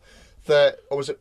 James Gunn. That James Gunn was brought on to write dialogue and what have you for the Guardians moments. Apparently, the Russo brothers or whoever, I think it's still Marcus and McFeely who are writing it. So it's kind of like they couldn't. I don't know if it was that they couldn't quite get. It just didn't feel right. It didn't feel right. I love that. I love that. So what do? You bring in James Gunn, you know? I love that. And that's a brilliant move because you should. Yeah. These people who are in charge of these movies should have a little bit of input, whether it's writing dialogue or look. I kind of feel like the character would go this way because I might do that in my next film. Yeah. You know, you would hope that Taika Waititi had a little bit to do with what Thor was doing. Personally, I think James Gunn wrote most of that, but you would hope that he had a little bit of influence if he's coming. Well, if we get another Thor movie, I assume we fucking are. Well, again, depends what happens in Avengers 4. Because I'll tell you now, watching this movie, that's the one Avenger I want to see another movie. Yeah. And it goes into Guardians mode. Groot's now a teenager who plays Defender all day on his little Game Boy / whatever it was. And everybody gets a nice little moment just to kick off the movie. And yeah, these are some of my favourite bits. Yeah, the stuff with because they are going to the distress call. Yes, which was nice. It was good to see that. They arrive there and everything's destroyed because all the Asgardians that were on that ship are dead. Yeah, nobody got an escape pod and left. They're all dead. Well, there might be escape pods already left. So Joe or Anthony, whichever one, you're lying to us. Trying to retcon them. But yeah, so Thor lands on their window. Occurring theme. This is like a running joke in Thor now. Yeah, fair enough. Fair enough, it works. And so Thor ends up on being rescued by the Guardians. There's some awesome moments with him. Some great dialogue. With the Guardians, with Star-Lord. Mostly Star-Lord. When Star-Lord sort of, butches up. Because Gamora's like feeling his arms and everything. He's like, why are you massaging his muscles? Yeah. And you've got Drax calling him a space angel. Yes. And by the way, Dave Bautista in he's this movie amazing. is amazing. There is a fantastic scene that comes up later on with him when he thinks he's invisible. Yes. Can Dave Bautista get any better? I think he's great in this. I think he's absolutely nailing it as Drax. Personally, I've seen him in other movies and I've thought, not that great. Was it bloody... What was the name of the James Bond? Spectre. Yeah. Yeah, he doesn't really get much to do in other movies, but he's nailing Drax. Like, his dry sort of delivery of these lines is so cool. And just like... When Mantis comes in and goes... Oh, hi, Drax. He goes, damn it. It's just brilliant, man. Yeah. But, I mean, all these little scenes are awesome. And when Star-Lord starts speaking oldie-worldy... he's like, did you just make your voice go deeper? No, I didn't. And he's just like, this is how I normally talk. And you've got, like, Thor, who genuinely is a big badass, just totally calling Star-Lord out. Just like, come on, man, bitch, get out of the way. I know you're meant to be the captain, but shut up. To the point where he slaps Peter Quill so far down that he just basically assumes that Rocket is the captain. Yep. Which is great. And Rocket the Rabbit. Keeps on calling him Tiny Rabbit and Sweet Little Rabbit. And that's a great relationship in this movie. Yes, it is. I wasn't expecting. There is a moment with those two that we'll talk about, which is fucking fantastic. I genuinely wasn't expecting those two characters to work as well as they did. Yeah. It just... So, they Thor and Rocket go off to... And Groot. Sorry, they go off to... Because Thor wants to forge another weapon to fight Thanos. Because somehow he knows that, like, there's a Titan killer weapon. Yeah. I suppose he wouldn't know, though, because he's Asgardian. I'm okay with that. And it's also where they forged the hammer, so I guess he's going to know that there's weapons strong enough to... Yeah, I'll give it that. So they're going there, and the other Guardians are going to nowhere to try and secure the other Infinity Stone. They left with the Collector. Which they kind of know that Thanos is going to be there. Yeah. Yeah. You'd maybe take more than Peter Quill, Mantis, and Drax. And Gamora. You'd maybe take more than that. There you go. Do you not think so? Well, yeah. It's like Thanos is going to be, oh shit, yeah, let's just tool up and go. No, just hang. Maybe there's no one left. Cool your jets a minute. Maybe there's no one left. There's a whole bunch of Avengers on Earth. Just go and get them. They don't know about the Avengers yet. No, they don't. No, they get told later. Thor told them about the Avengers. No, they find out later because we'll get there because that is probably one of my favourite bits of dialogue. Yeah. Yeah, we'll get there. So they go their separate ways, and then we go back to Earth. We go back to Earth. We go to Edinburgh. Yeah, Edinburgh, Scotland. Edinburgh. And quick note on this, because this is the first time I noticed it. I think the Russo brothers have been listening to our Road to Infinity Wars. Think so? Yeah. Did you notice the subtitles for the places, the cities and the places that we were? They were smaller. Oh, man. Was it nice? They were like really subtle at the bottom of the screen. They were actually quite nicely written, really nice font. So was that one of the things you were worried / concerned / nervous? Possibly. I didn't want to go, Scotland! He was just like, don't do that to me again, Did it actually say Edinburgh? Did it just say Scotland? I'm sure it said Scotland, and then Cap said Edinburgh. Right. Yeah, right. Cap mentioned that's where they were. Yeah. Really nice that Cap knew where Edinburgh was. Yeah. Bless him. Yeah. Bless him. Just because he's awesome. We cut to Scotland, Edinburgh, with nice little cheeky subtitles at the bottom. And we are... This is where I'm going to get negative. Oh, thank God. Thank God, because I was going to get super negative here. Because, right, well, first of all, it's fucking great seeing Edinburgh in the movie. We saw Waverley train station. On Saturday. Badass. On Saturday, I went for my team day with the guys at work. And we were at that pub on the corner. It's like a real Scottish pub. Yeah. It's got all the flags on the ceiling. Yeah. No England flag. Well, good. Bit pissed off. Because it's Scotland. Every flag in the world, all right, bar England. Bit racist. Did you call him on it, or...? Fuck no. It was full of Scotchies. There was all like Mockel Scotchies, and there was a guy with a kilt, and I'm like, I'll just shut up. But yeah, we were in that pub. Just go in and go, well, where's the England fan? No one in fucking Edward the First watched you all dead. You know how when they're outside that shop, and it's where they kind of get attacked? Outside the chip shop that had we will deep fry your kebabs, which you can't get much more Scottish than that. No. I did laugh at that. That is brilliant, and it's nice to see that added in the movie. It was fucking front and centre as well. But that's where that pub is. That's where that scene was. Cool. It was pretty cool, and I'm like, that was in the Avengers. Yeah.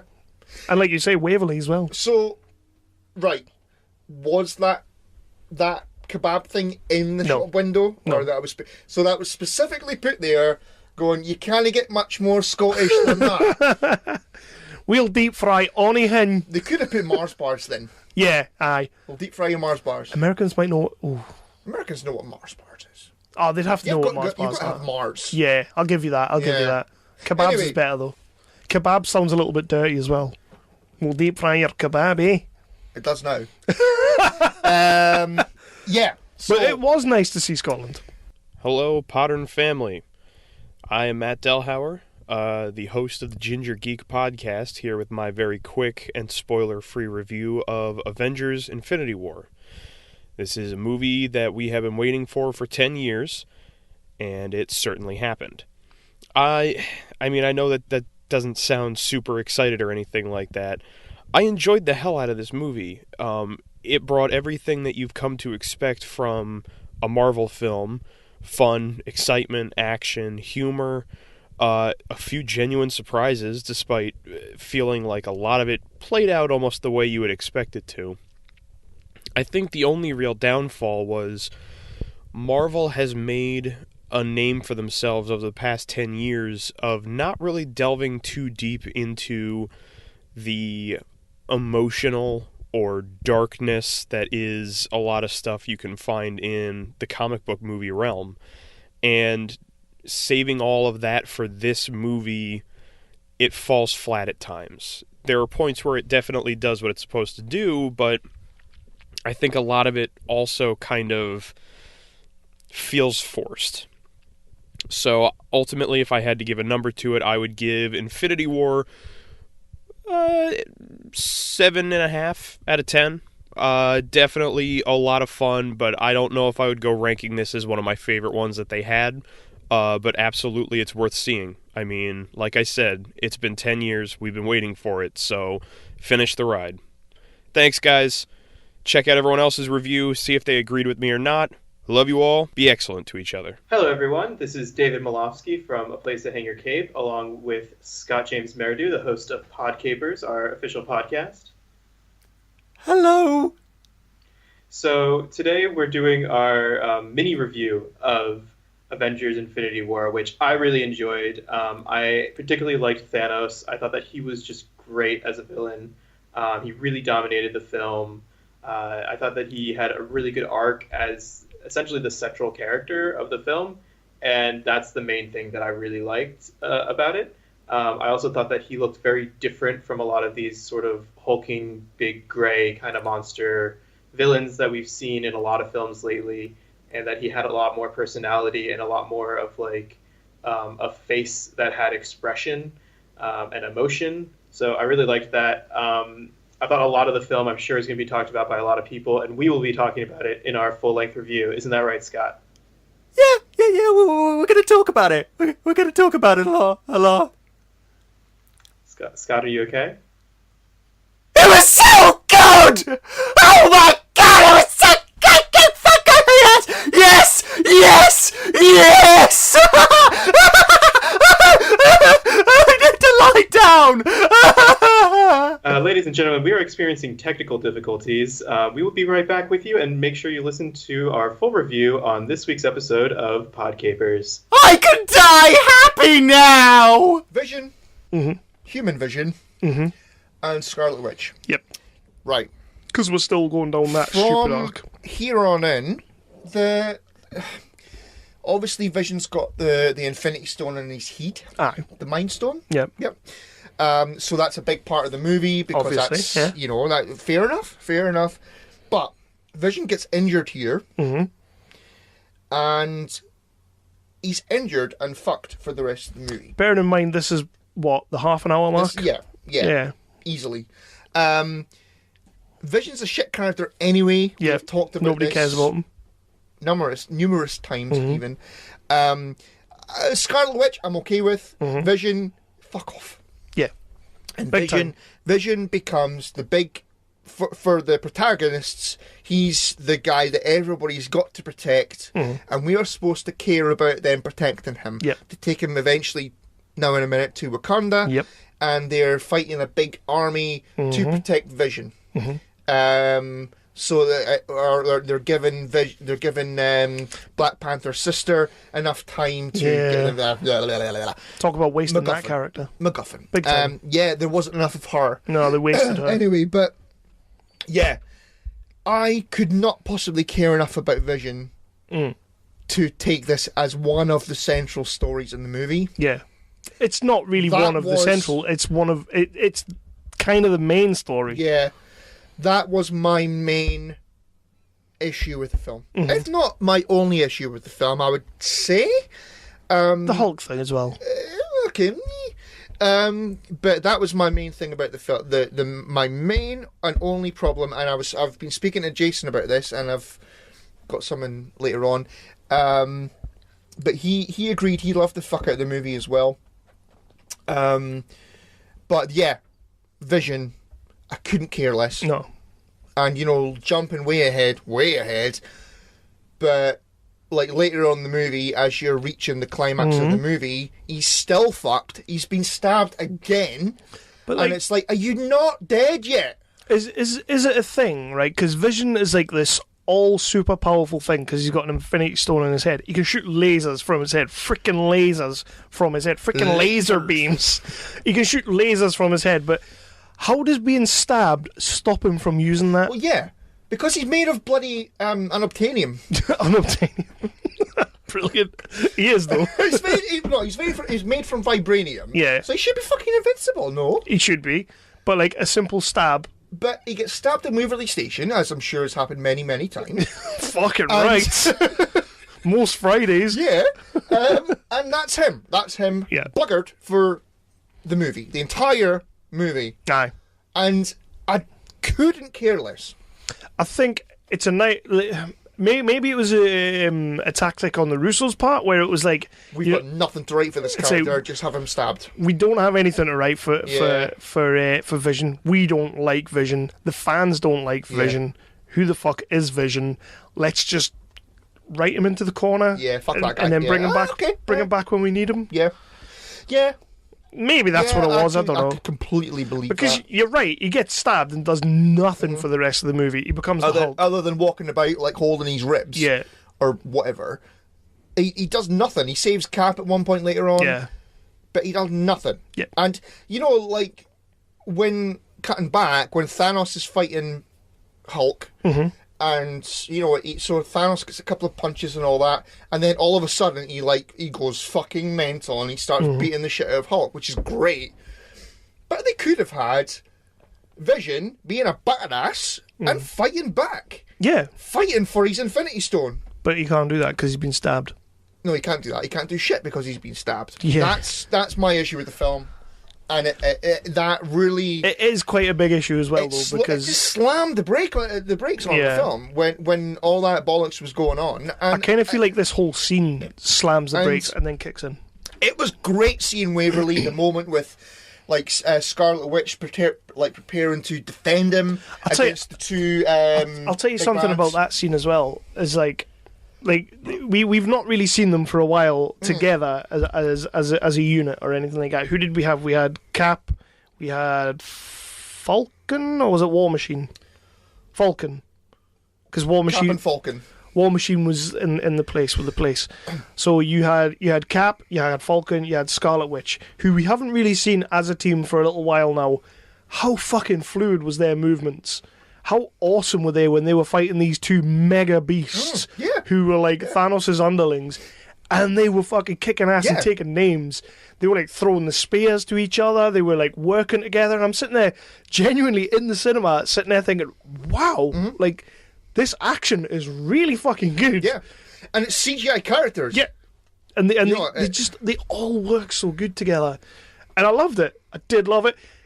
Got a little bit pissed off when Black Widow kind of turns round to the woman and says, "We don't want to kill you, but we will." But that is a massive, massive running theme through this movie. Like, for some reason, they don't want to kill anyone. For some reason, the Avengers now believe nobody has to die. It's like, apart from Doctor Strange, who outright says, if it's between you, the kid, and the gem, I'm taking the gem every time. Yeah. Which, fuck me. That's a good little moment. It's a good little moment, but they fucking destroy it later on. So yeah, we'll get there. So yeah, well, we've got the moment in Waverly, which again, awesome. I was going to mention the bit before Cap comes in, right before, where Scarlet Witch is like standing in between Shitty Vision and those awesome two, baddies. She does her handy thing, and the train goes in the background. It's nice, beautiful little scene. Then Cap comes in, as you say, and then they I said in the car to you as well, I kind of wondered why she had a fetish for trains, because she was just kind of like, and that train seemed really long, but she was kind of like staring at the train, and I'm like, it's a train. You know, I mean, granted, it's Virgin East Coast, so I mean, it's a nice looking train. It is a nice looking train. But she's like staring at this train. It wasn't a tunnel, what? She's staring at this train, and I'm like, okay, this is a long fucking train. And then, of course, it goes away, and there's Cap in Waverly Station. It's a fantastic entrance. Two things. Go. The beard and the long hair. No. The blonde hair on Widow. Oh, no. Definitely what not. Is that about? No, I'm not having it. Is this like, is she doing another movie where she's contracted to have blonde hair, or could they not have CGI'd it in? They could have. It would have been a lot easier. What could possibly go wrong? But like, I'm not feeling Black Widow with the blonde hair. No, it doesn't make her any sexier. Myself and Paul Byrne are fans of Black Widow. Yep. And of course. Who isn't? But I did lean to him at one point and say, yeah, not having that blonde hair. Yeah. And he went, yeah. It doesn't look right on her. It looks like a really shitty what's wig. The point of that? I suppose she's in disguise, but it's not a very good disguise, is it? I pretty much think anybody would know it was her anyway. Yeah. So yeah, she's got blonde hair. It's not working for me. And Cap is rocking a beard and long hair. Yeah. It's the long hair part. I have a theory on this, and again, it might be like you're saying, they're undercover. I think it's going to play more into the second movie. You think so? Yeah. I think he's going to get a haircut, like. I think, you know how when Wolverine comes in and goes, and then gives him a haircut. That'd be cool. I think it's going to be a case of, you know, when we watched 13 Reasons Why? Right, the where are you going with this? The TV show, and you had the flashbacks. You had the present day, and you had the flashbacks. Uh-huh. And in the present day, he hurt his face, so he had a little plaster on his eye, and that was to let you know that it was the present day. I think, right, he's got the long hair and the beard, because we're going to have some timey-wimey stuff going on in the next movie. There is going to be some definite timey-wimey stuff. And that's how you're going to know, because he's going to be like Cap way back in the day. Or I could be overthinking that, and it's just that he's undercover. I think he's undercover. That's my theory, anyway. Yeah, I think he's undercover, mate. You shot that down. Oh, I was looking forward to that. Unless the Doctor comes into it and like young weedy thin Cap comes out the TARDIS. That would be pretty cool as well. And he's like, hey, bullies. I can do this a day. We do, don't we? So what happens after Waverly? We go back to Tony Stark, do we? Tony Stark and Peter on the thing? Yes. In the Doctor Strange has got the needles, the acupuncture. Yeah, going which into is his pretty face. fucking dark again. It looks nice and dark and tortury. It does look nice. We do get some dark moments. There's a moment with Nebula, and fuck me. Yeah, that was good. All right, less sexual. Sorry, I was having a power wank. So we have the acupuncture going into Doctor Strange, and Ebony Maw's kind of like, you are going to tell me how I get this reality stone. He's like, before we get to Thanos, because I will not fail my mission. Yeah, I will love do that. anything. I've never failed this man, and I'm not going to fail him now. You're right. He is. He's awesome. And if they do, we know that Captain Marvel's going to be like a prequel back in the 90s or whatever. If we have another Avengers movie or any other standalone movie, like maybe with Thor or something. No, it couldn't be Thor, but if they bring a new character in and it's sort of like back in the day and it's sort of like in spacey type deal. Yeah. I really want to see that character again. I want to see him again. I am not happy with... I suppose you have to...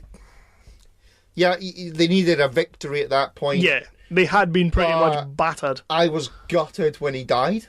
Yeah, so let's just get to that. He could have just space laid it. Disney's done it before.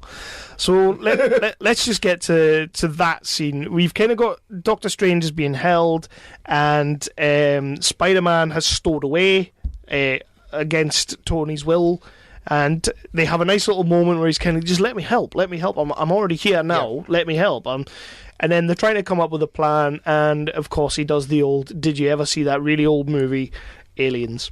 Which I kind of wondered where they were going with that. There's some amazing moments between Tony and Peter. Yeah, which they really are great. Which is good because you do get a I mean, there's a part of the movie that I absolutely downright hate, and it sullied just about everything else for me. I hate that moment in the movie, and we'll get there. I know you loved it, and everybody seems to be loving it, but for me, it's such a fucking... We'll get there. But if you don't have all this early stuff, that moment doesn't pay off. Yeah. And that is a hell of a payoff moment during a bunch of scenes that I'm just sitting there in the cinema like, fuck this. You get a really nice payoff, which is... Were you sat going, fuck this, at the Tony Peter moments? No, not the Tony and Peter moment. Like everything else that was going on around that moment, I was getting pissed off with. Were you? And then you get this nice little Tony and Why? Why Peter do you get moment. pissed off with it? We'll get to it. We'll get to it because it's the end of the movie basically.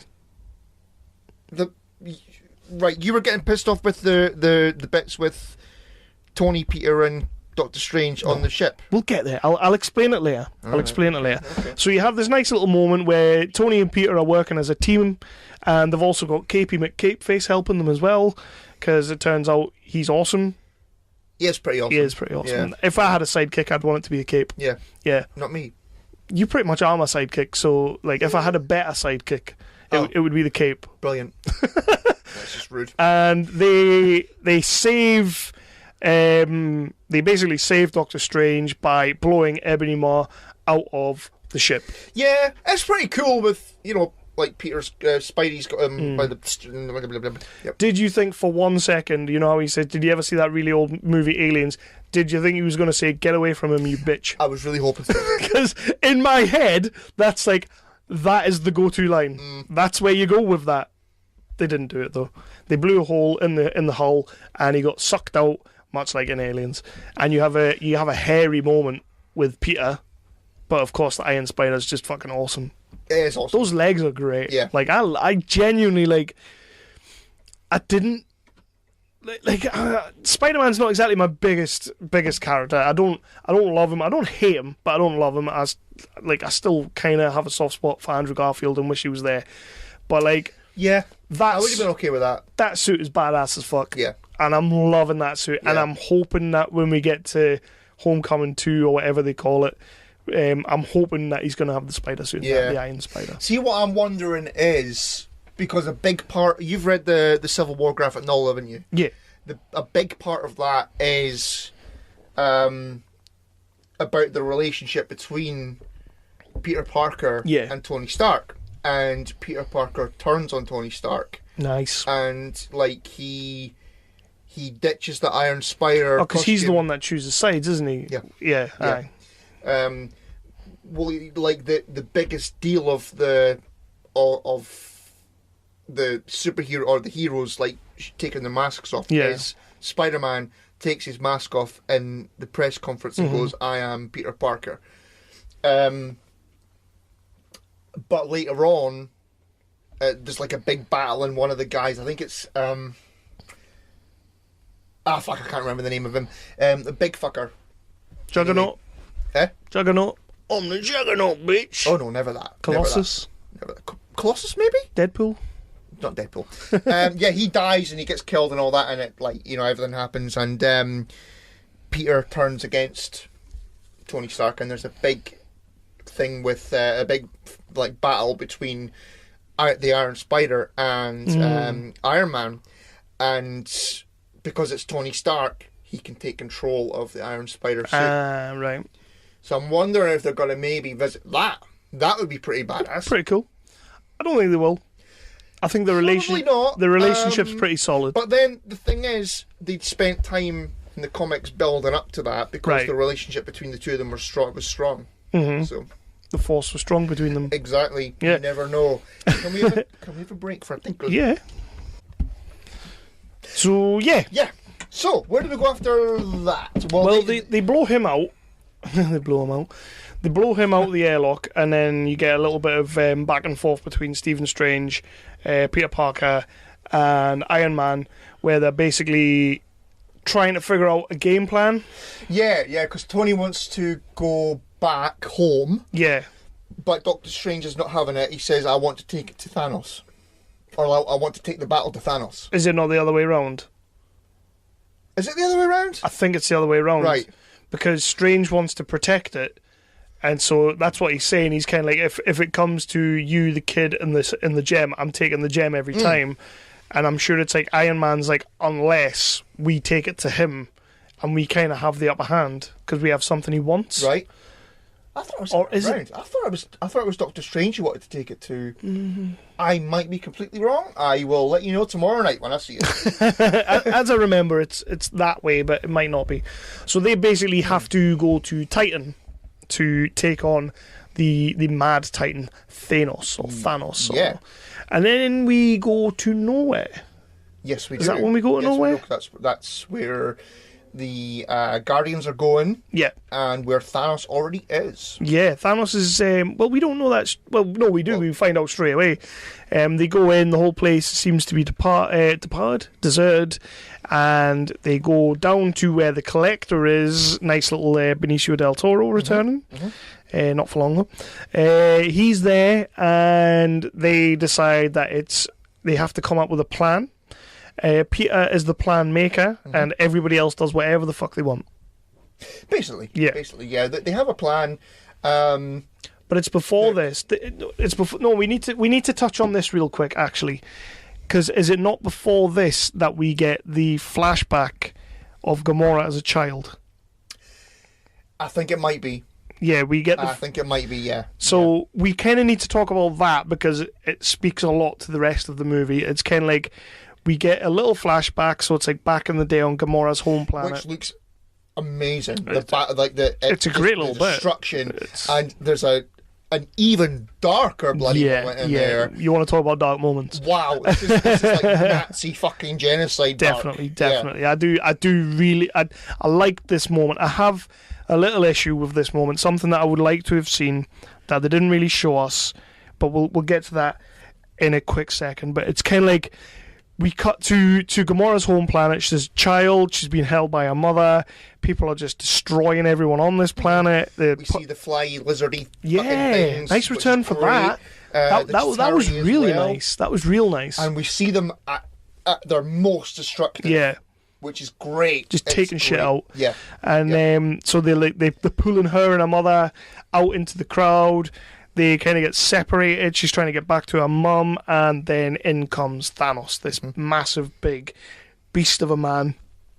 Takes Gamora by the hand, sort of leads her away from what's about to happen, because he sees something in her, which is a nice story point. It's a really nice story point, and it's going to be great going forward, but something I would really like to have seen in that scene, that moment, is them actually showing us what Thanos saw. Because she didn't do anything. She balanced the knife.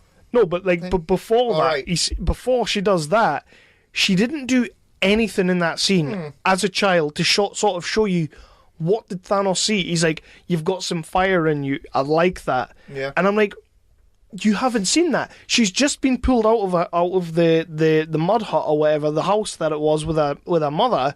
All you've seen, it would have been nice to have seen her maybe take out a guard. Doesn't have to kill a guard, but like attack them. So like, try to resist. Yeah, show the fire. I get you. It kind of like, because he leans down and he says, "You've got some fire in you," and I like that.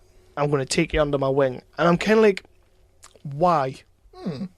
Why did you do that? It made no sense. Like, that kid didn't show you. She was the only kid there, from what I could see. The other ones were dead. All the younglings were dead. Yeah. Anakin got to them. But I'm sitting there and I'm thinking, she didn't really show you anything in that scene. And it's a small peeve. For me, I'm sitting there and I'm thinking, I don't know what Thanos saw. I didn't really pick up on that because he gave her the. That's when they do the knife thing, and she bounced it the same as him and all that kind of thing. So that never really. It didn't even appear on my radar, to be honest, until just now. It's just something that, like, as I was watching it, I was kind of like, I really have no idea why Thanos is taking Gamora under his wing. It just, to me, it didn't make sense. And it doesn't detract from the story going forward because Josh Brolin and Zoe Saldana do a fantastic job. Oh, hell yeah, they do. They do a fantastic job of, like, paying that relationship off. So I can get past it. It's just, at the time, I was like, why have you taken her under your wing? You've found a little redhead green girl. It's like it's Bill the Butcher and what's her name? Yeah, but that kind of made a little bit of sense. Did it? Yes. And then he like the cut of her jib. I like the cut of her jib. Well, yeah. And then he, like you say, he gives her the knife. She balances it on her finger, and then it smash cuts to Gamora older. And the knife is somehow the same size. Like, it looked massive in her hand as a child, but now that she's older, it still kind of looks massive. And I was kind of like, okay. Did her hands not grow? Did her hands stay tiny? They stay tiny. Little Jeremy Beadle hand? Maybe? and that's where we get the nice little scene. Well, it's not a nice scene. It's sort of the scene where Gamora, because she knows that they're going to know where Thanos is, she's kind of like, if I get caught, kill me. Kill me. Yeah. Don't be a dick and not kill me, because that would be a really dick move, and you would be a dick for the rest of this movie if you didn't do that. You dick. Kill me. Guess what he does. But anyway, that's also the moment when we get Drax thinking he's invisible, which is a great little scene, and then we go into nowhere. But we needed to talk about that because that's a big part of the movie. It's a big part of the movie, and there's a scene coming up that is just fucking gorgeous. But anyway, so they go there, they go to nowhere. The Collector's there. Thanos is kind of like beating the crap out of him. Drax decides he's going to go and kill him. Peter's like, no, you can't kill him. We need to come up with a plan. And then Gamora goes anyway. Well, she goes to the left and she goes on to the right. She was meant to go to the other left. Yeah. So she goes into Thanos. You get quite a nice little scene with the two of them. Yeah. This threw me for a second. So she apparently kills him. Yeah. And he's going like, why? And all that. And it's a beautiful little moment. It is a nice moment. Crying her eyes out. And then it turns out he's got the reality stone. Yeah. And he kind of switches off the reality stone and the entire place is in flames. I sort of love the way they do that when you start getting this, because he's like, why? And then you start getting this big voiceover where he's kind of like, when you think something, but you don't know something, and it's always good to know. And he's like, well, now I know. And sort of like the voice is going on, and then the camera sort of pans around, and Benicio's in the case, and he's kind of like waving at her. And then reality kicks in, and it shows you that nowhere's been fucking decimated. Yeah. It's great. Yeah, it is great. It is great. Nice and dark. So, so Gamora is kind of, she's taken captive or whatever by Thanos. And then we get the moment with Star-Lord where she's saying, kill me. You promised me. Because he promised he was going to kill her, and it would be a dick move if he didn't. Well, to be fair, he does pull the trigger. It turned into bubbles. It turns into bubbles.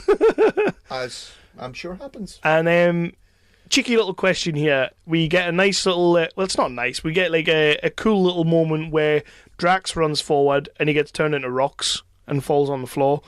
And Mantis runs forward and gets turned into a worm. Yeah. And falls flat on the floor.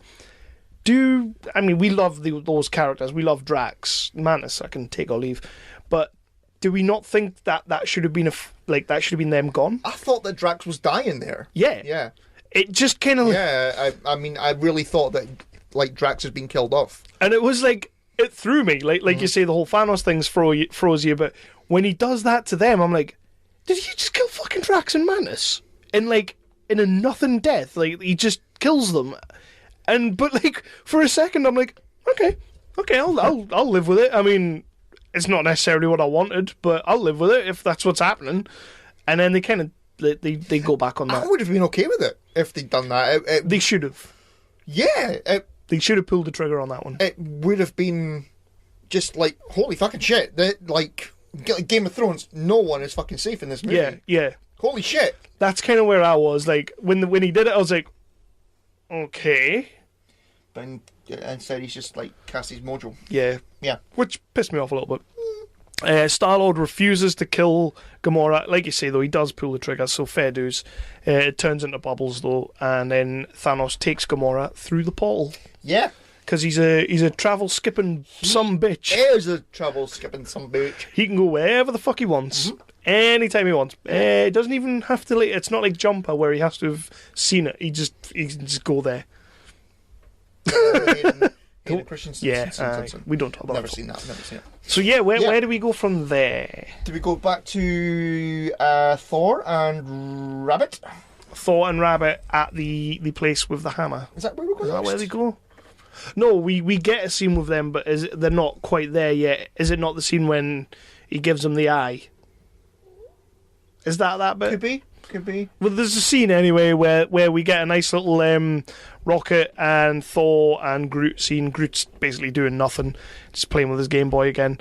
And Thor and Rocket have a really nice moment. They do. It's pretty cool. This is a beautiful little moment where, it's Thor's just going, yeah, my father's dead. And what about your mother? My mother's dead. And my sister's dead. My brother's dead. My brother's dead.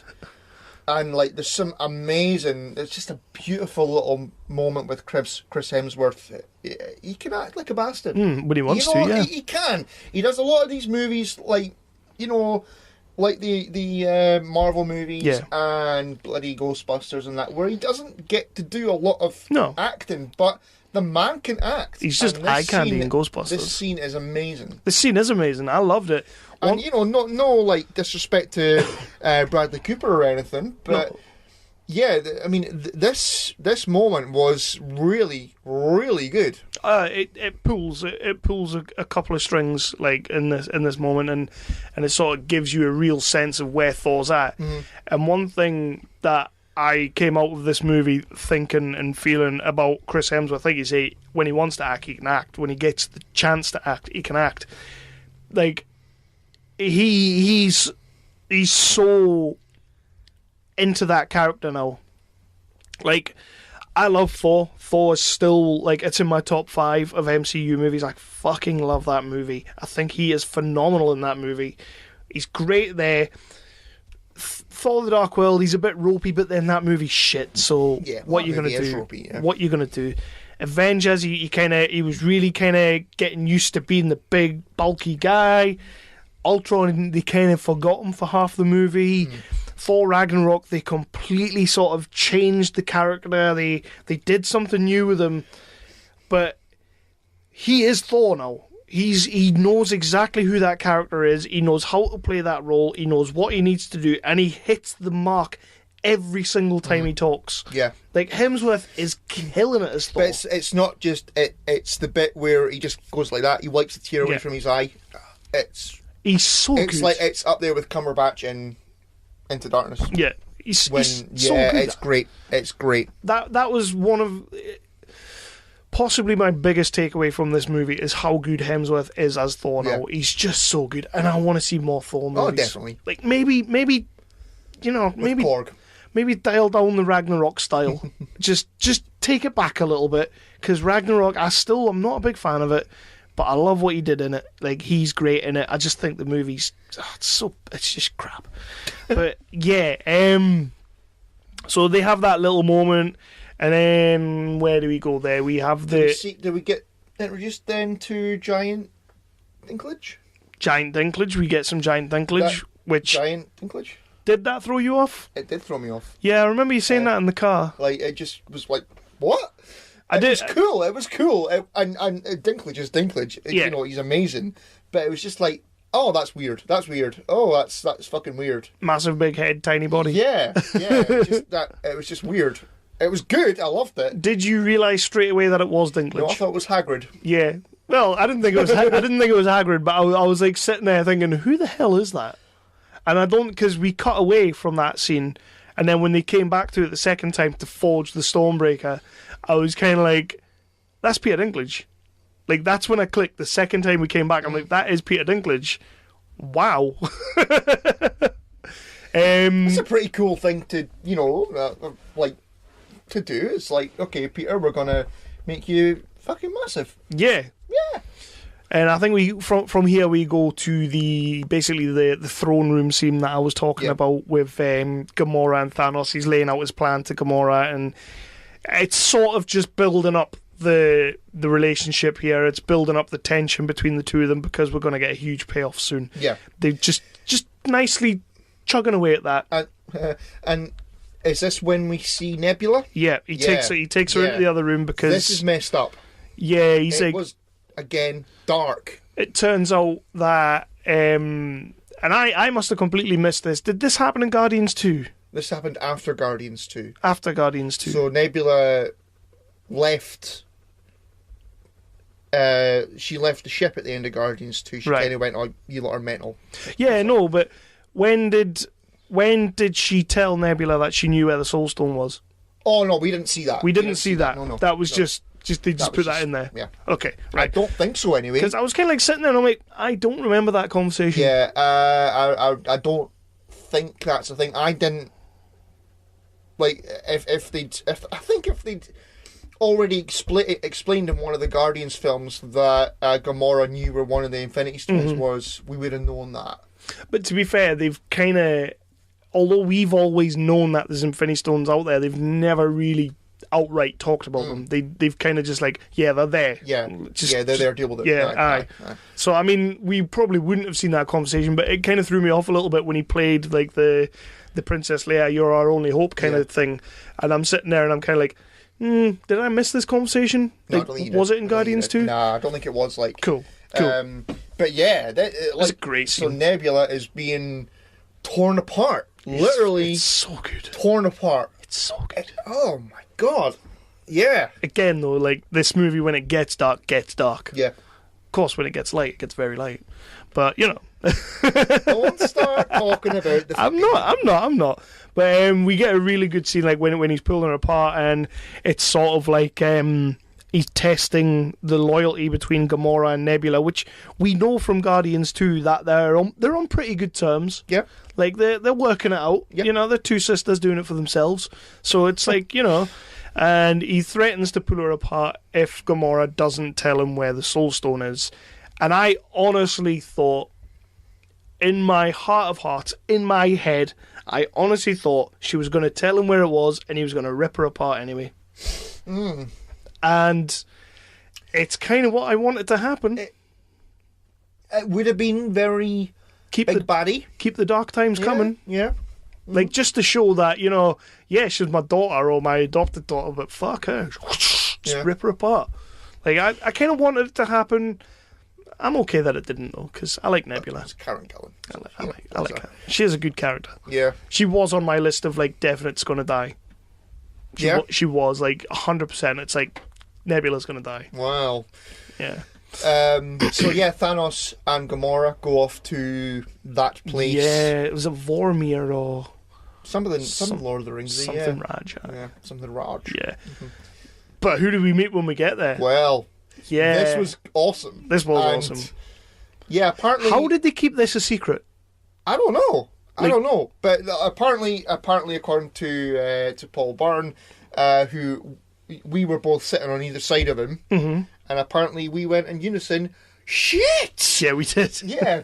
I did see him and go, woohoo! Like, it's the fucking Red Skull. He's back. Don't know how he got there. Don't really care. I don't care. And he's a Dementor. He is a Dementor. So, Red Skull, I think he's basically Death now, or he's playing some sort of Death character. Maybe he just lost weight. Yeah.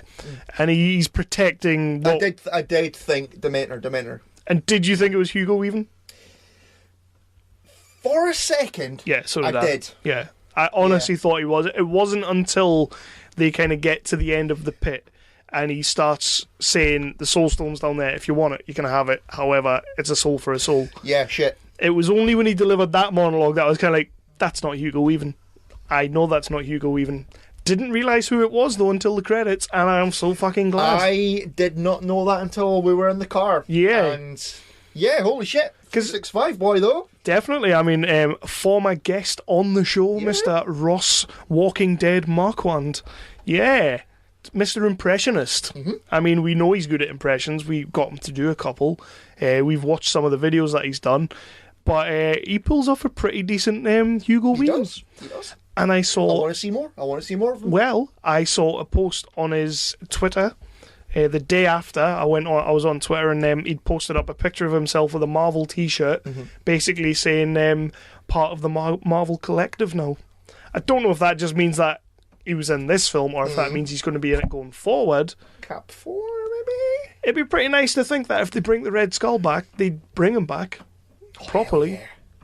So yeah, he's a great villain. Hell yeah, bring him back. And if it's Ross Marquand, we're going to watch it. We're going to watch it. Damn right. He's one of our buds. Yeah, he's a 365 boy. Doesn't return phone calls. Well, not that I've made any, but but yeah, he's been on before, and we absolutely love the guy, and he did a real good job at being Hugo Weaving, being a bad German.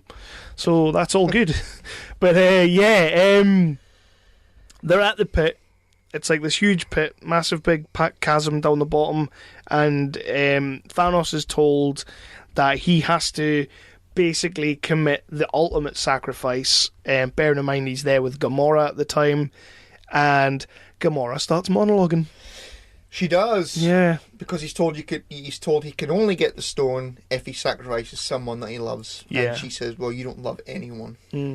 And then he starts crying. But we know he does because she's like stood behind him and he's already got like a tear in his eye. Oh, he's a bigger bitch than you. But the thing about that is, the thing I loved about that is because like Red Skull tells him that he's looking out in the pit and she's sort of standing behind him with a bit of a grin on her face. Mm-hmm. And in that moment when the tear comes down his face, I love it because it's like, it's not showing that Thanos has got emotion. I mean, he has got an emotion and it is showing you that, but it's more the fact of like, he's already made his choice. Yeah. Like, it didn't take him 2 seconds to make that choice. He knows he loves Gamora, but he also knows he's about to kill her, and that's that. Yeah. And I just love the way, like, it's Brolin doing mocap, and I know it's mocap, but it's Brolin. It's just been fucking awesome. Well, I mean, let's just talk about that for a second. You know, like, as a whole, like, Thanos is fantastically well done. Yeah, he's really good. Yeah, there's moments it gets a bit ropey, but for the most part, it's excellent. Brolin is brilliant. Yeah. You know, as I said earlier on in the episode, like there were moments where I was actually going, "That is a bloody good point." Yeah. Kyle. He does monologue a bit too much though. Like every other scene with Thanos is a monologue. At the very, very, very, very end of the movie, when the big thing happens and he goes to his little cabin in the woods and he sits down and just looks at the skyline or the sunrise and he has a little smirk and it's like, you bastard. But yeah, Thanos, I know there are a couple of little ropey moments. You're never going to get it. You're never going to get it spot on. You know, Thanos is remarkably well done. He really, really is. And Brolin absolutely nails it. And it's like a mixture of both. It's like mocap and CG. Yeah. So it's a mixture of both. Yeah. So, which is incredible as well. But yeah, I mean, stone me. That moment where he's dragging Gamora towards the cliff. Oh my god. Oh. And when he actually throws her off and kind of you get the close up on her face as she's falling, you get the close up on his face watching her fall. It's just like, I mean, that's badass. We've been talking for like, holy shit. Yeah. I thought I'd be home by like 9 o'clock. Yeah, something like that. It'll be fine. You know, we've been talking for a while now about how many dark moments there are, and there are more dark moments to come. And yeah, I mean, this is essentially a Disney film. Yeah. I did not expect this many dark moments. You know, fucking needle torture and this woman being dragged towards the edge of a cliff and then thrown off. You need it. Of course you need it. Of course you do. But it's like the darkness of the movie. The opening scene of the movie is so dark and it's great. But I did not expect it to be that dark.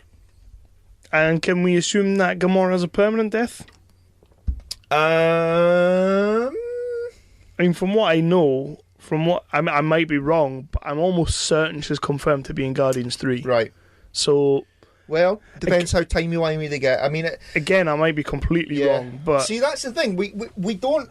Another thing that I've read about, you know, the like the Russos have been asked, you know, because they've been asked about the title of Avengers 4, and they're Avengers 4, and they're going, we're not telling you, right? We're not telling you for a while yet. And they've also been asked, so what about all the deaths, like all the deaths? And they've been going, well, right, if we go and just reverse everything, it's going to be cheap and it's going to ruin Infinity War. So we're not doing that. I'm going to call bullshit on that. I think certain deaths are going to stick. I think a lot of them aren't. So you think Loki and Idris Elba is going to stick and then the rest are all going to be timey-wimey? We'll get to the snap in a minute because we're kind of almost getting there. We are getting there, right? But I think everyone pre-snap is dead, and I think everyone post-snap is coming back. But we'll talk about that. We will. So so Gamora's dead, and then we go back to. Is it? This is when we kind of go to Wakanda now. Cap. Yeah, we meet Cap. Yeah. We've not seen Cap yet. Cap goes back to... Cap takes to Wakanda. We get a really fucking shit little scene that I personally didn't like. They're basically just setting up Wakanda again. They're showing you Black Panther. They're showing you Michonne. And they go down to see Bucky, and they call Bucky the White Wolf. Yeah, the White Wolf. Fuck that noise. I can't remember from Black Panther him being called that. From what I know, Black Panther, there is a character in Black Panther called White Wolf. I'm not certain that it's Bucky, though. Right. This is something that I've read, that there is a White Wolf character, but I don't think it's Bucky. But they've now retconned that, and Bucky's White Wolf. Bollocks. He's fucking Bucky Barnes. Yeah. Just call him Bucky, or the Winter Soldier. I prefer just calling him Winter Soldier. I'm okay with that. And get a haircut. But yeah, he does look a bit scraggly in this. Didn't really have much taste for that. Then it's sort of like it shows you that Chadwick Boseman is telling Michonne sort of, is M'Baku coming to help us? Like, are the tribes coming together? Because they know that a war's coming now. They've already radioed ahead and told them that the war's coming. And then they turn up, Cap turns up with, the rest of the crew, War Machine, Falcon, Bust Up Vision, Scarlet Witch. And they have like this moment where Shuri decides that she's just going to take the gem out of Vision's head. Yeah. And then they make Bruce Banner look like an utter twat and go, oh, we didn't think of that. You know what? This thing with Hulk in this movie, I know, like, I get what you've said. It's going to be like a 3-movie arc. It's going to be a 3-story arc. I'm willing to crush it a little bit right now and just let it go. But they really just make Banner look like an absolute fucking pleb in this movie. Yeah, I mean, I thought that as well, because... He's a punchline. Yeah, I mean... Every scene he's in, he's a punchline. When she says that, I mean, I know she's supposed to be, really, really clever and all that, and fair play, but when she's... Well, because it's not just Banner then, it's Tony Stark as well, because they were working on Ultron and that together, so it's kind of... She's making them look like a couple of little bitches. Exactly. This is Bruce Banner who fucking created gamma radiation, basically. I mean, it was an accident and it kind of fucked him up a little bit. But this is Bruce Banner who's like the science guy of the MCU. Him and Tony Stark working together, create things, and they're awesome together. And in this movie, you've got some little 15-year-old lassie going, oh, you're a bit of an idiot. And it's just, I don't know, that I'm going to edit that bit out. But, like, she's just, like, schooling Banner. And I'm like, it makes no sense. Why have they done this to Banner? I don't like it. Yeah, I'm willing to give you that. But then, like, they put him in the Hulkbuster for the big fight, so I'll let them off. He did look pretty badass. I called that as well when I saw the trailers. Did you? I called that he was going to be in that. I didn't see that trailer. I know they tried to throw you off by having the Hulk in the battle with that trailer, but I called that he was going to be in there. Was he in the first trailer? Hulkbuster was in the first trailer? Yeah. Was he? Aye. Right. Can't remember. So, so we're in Wakanda. We have Wakanda, and apparently either Starbucks or the Olympics is coming, and, whatever. Yeah, that's all right. We get a really, really, like, just carrying on the homosexual relationship between Bucky Barnes and Captain America. They really hug. They really hug each other. And there's a bit of arse feeling from the two of them. And I was sat thinking, Kev's never hugged me like that. I haven't. And I'm really sorry for that. It's upsetting. I feel like I should have, but... London, maybe. Okay, well, when we meet Toby, we may all hug. Well, yeah. That's a 3-way hug I'm having no part of. Oh, you'll have part of it. Not the best part, though. Don't forget, guys, if you are looking for a stylish pair of headphones that, are going to revolutionize your listening pleasures of podcasts, going to really make those ears, it's going to tickle your earbuds. You're going to be walking down the street a happy person because you've got top quality sound coming through those ears. My voice right now probably sounds nice and velvety through these damn things. You need to go to www.sudio.com.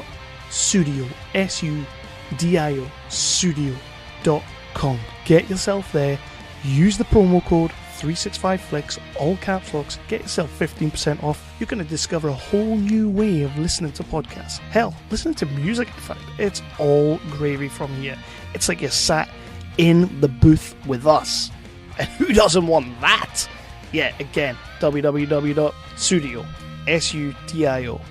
Top quality headphones. Get yourself on there. 365 flicks, caps lock. In the show notes to this episode, you will find a cheeky little link that will take you straight there, and all you've got to do is find the pair you want. And this promo won't last forever, so, get it done. These things are style and tech, and you don't often get that in your leading brands. So, episode still in progress? I'm going to get a little bit negative. A little bit negative again. Good. This is just Phantom Menace. Yes. It's very Phantom Menace. Yeah. Disney though, you've got to. You write what you know. They've got the fucking dome shield, and the not droids, but I mean the bloody animal things are pretty vicious. There was a cool moment where they were like, all sort of, was it Cap? They were like biting him and stuff. Yeah. That was cool. So they're pretty badass. I loved them. And you know what it is? Like, one of the things I was worried about was like the Chitauri, the faceless villains. Well, they bring out those are like pig dogs at the end of the movie, the Hounds of Hell, and I'm totally fine with it. I'm sitting there like, I'm loving this because we've already had 5 badass characters, and 2 of them are there on the battlefield. Exactly. And the woman, she's great. Is great. She's she great. Really, really is. No idea who played her, but she's great. We get a cool sort of fight between her, Black Widow, and Scarlet Witch, Michonne and Scarlet Witch. And Michonne's there. Yeah. Oh yeah, Michonne's there. That's cool. That's damn cool. That is a good fight. She's got a pretty good death, I feel. Yeah. Well, no, like Scarlet Witch isn't part of that because they do that fantastic line where those 3 are fighting, Michonne, Black Widow, and her are fighting, and then Scarlet Witch just comes in and kind of takes her out, and you have Michonne going, where was she? Yeah. Where was she the whole time? Because, of course, she's protecting Vision. Or another pet peeve, Viz. Nope. Yeah, she called him Viz. Nope. And straight away I thought of Annie. And I was ready to leave. But yeah, we have that big battle coming there. They're all preparing. All the tribes are there. M'Baku's back. He's just probably one of my favourite characters in Black Panther. He's amazing. Just so fucking good in that film. So I was ready to see that again. But this is when we cut away to Titan. Yes. Who we now have Star-Lord meets Tony Stark. They all kind of meet each other. Mm-hmm. They kind of start by fighting. Yeah. There's a little bit of to and fro in it, and then they realise that they're all on the same team because it's like, do you not have that scene where Peter Quill goes, where's Gamora? Tony Stark goes, even better question, who's Gamora? And then Drax is like, even better question, why's Gamora? Yeah. Which everybody was kind of laughing at, and I didn't really get that line. Because, it's like, who, what, where, why, when. I get that, but I'm just kind of like sitting there thinking, is that really what that joke was? Like, yeah. Okay. I guess it just kept the thing moving. And like I was keep on alluding to, my favorite line of the movie is when they tell the Guardians of the Galaxy about the Avengers, and they're like, who are the Avengers? And they say, the Earth's mightiest heroes. And Mantis says, like Kevin Bacon? Yeah. And you get the little Kevin Bacon roundabout, like, talking about Footloose, and they're kind of like, you mean Footloose? And he's like, yeah, is that still like the greatest movie of all time? And Peter Parker's like, dude, that was never the greatest movie of all time. I love it. Yeah. And I love Star-Lord's face when Peter Parker says that. He's just proper, like, you dick. Yeah. Like, why would you say that? Isn't there in this bit where Tony Stark says to Peter Parker, if you make one more movie reference. Make one more pop culture movie reference. And you also have the line from, is it Drax? When he says, tell him about the dance-off. And he's like, we've taken people down. And he's like, yeah, tell him about the dance-off. And he's like, well, it wasn't really a dance-off. And he's like, yeah, it was a dance-off. Just nice little references. Because, of course, this is the first time these characters have met. Yeah. And you kind of forget that. Like, you kind of just feel like they all know who each other are. Yeah. Well, I mean, that's the thing. It's like the Guardians are nothing to do with any of the Avengers. They've been so separate from everything so far. So, like, to have them meet each other, and I love the way they do it in this scene, and then I love the way they do it in the next scene, like later on back in Wakanda, when Thor introduces Groot and Rocket to Cap. Love that. They deal with those little introductions because they could have been like long-winded scenes that went on too long and everybody's just kind of like, right, okay, we get it. They've met each other. Fuck it. But they don't. They just kind of meet each other. They go, we're the Guardians, you're the Avengers, let's team up. Yeah. And it's great. Yeah.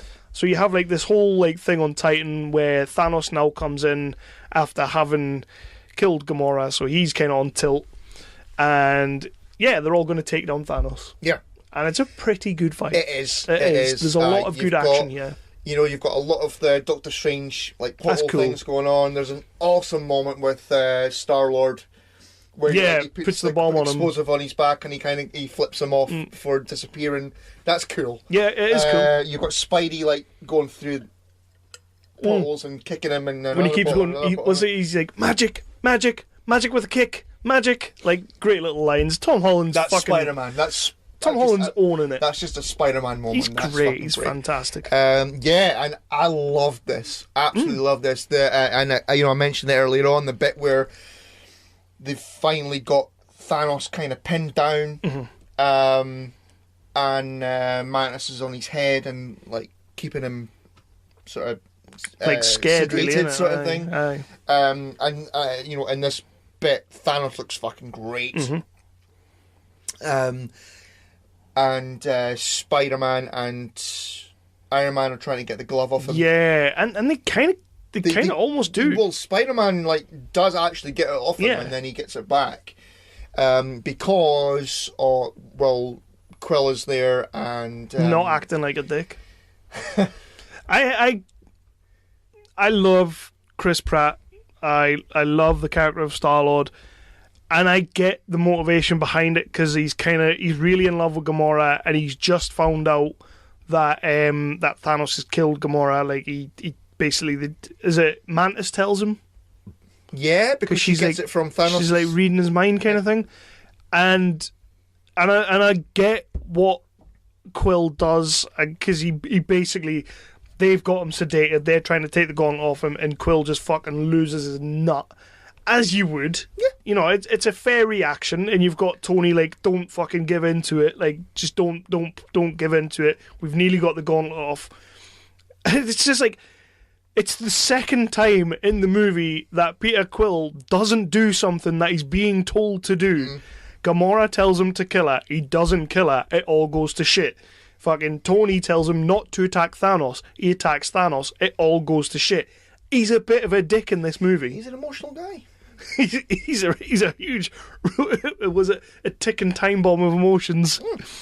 It fucking boiled me, but it didn't boil me. I thought that because of the Star-Lord's reaction to finding out that Gamora had been killed, I thought that was a pretty natural thing for the characters to do. It kind of is, but it kind of isn't. It's like a lot of these movies with the Avengers could just be avoided, like the big things could be avoided by the central character not being a complete knob. Yeah, but I mean, fuck me, you can say that with most movies. Well, yeah, but it just seems like the Avengers are like the worst heroes ever. They sort of create the problem just to fix it every time.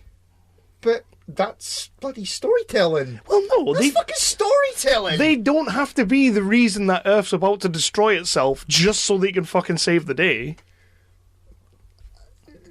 I know what you're saying. I'm being pissy about it. I just kind of thought, right the way through the movie, I'm kind of thinking, am I not supposed to like Peter Quill in this movie? Like, why does he keep doing, like, the most retarded possible thing? And I get what you're saying, it's the emotion, so I do get that as well. It's just, like, I'm sort of sitting there thinking, just do something that you're told to do. Don't go off half-cocked. But it's fair dues. You know, it's Peter Quill, and he's just found out that Gamora has been killed, has been murdered by Thanos, and so he's going to react to it, and the way he reacts to it is how Peter Quill would react to it. But they almost had him. Yeah, but it doesn't matter. Almost had he's him. Fucking devastated because Gamora's dead. I don't know, like, I'd like to think I'd be able to keep my composure enough. Fuck you. There's plenty more, like, red-haired green women out there. I'm just sort of like sitting there, and it didn't so much bother me in the cinema because when you're watching it on that big ass screen, and like you say, Thanos looked great in that scene. Like, he just looks great when he's being overpowered by everyone, and they're all working together. So in the cinema, I'm sort of like, yes, I'm in. I'm feeling the emotion. I've just watched Gamora die as well, so Peter's just been told. So I'm on the same page as Peter. It's just when I look back at it and I think about the movie, I'm kind of like, dude, why the fuck would you do that? Like, just pump the brakes a second. You're winning. This is your chance to beat Thanos, and you fuck it up for the second time in the movie. But it's a flawed character trait. It's a movie. It's telling a bloody story. It's a flawed character trait because he's destroyed because Gamora's dead. But it just, yeah, okay. No. I'm okay with it, but whatever. So yeah, that's happening. We're pretty much running into the end of the movie here because you have this going on. We keep cutting back to Wakanda for like more battle sequences. A little bit more is happening. Some of the Hounds of Hells are getting through. Yeah, the characters are all kind of coming together now in their groups because they all kind of split apart. Yeah. Then they all you have to get them back together. Gradually come together. And then for the you've end got of the movie. in between all that, they keep breaking the action a little bit, which thank God they did because it gets a bit hefty. But they cut the action every now and then to go back to Thor and Rocket and Groot building the Stormbreaker because Thor has to like open up the forges. Yeah, and he gets hit by the light of a million suns. What the fuck was that? There's a good Dinklage line where he's like, "It'll kill you," and he says something. Only if I die. Yeah, that's kind of what killing you means. That's a cool line. That's a cool little line. I didn't really need we've got to restart the MacGuffin thing. I didn't particularly need that. I don't think it did anything for the movie. It is just, I feel like it's a bit of padding. Yeah.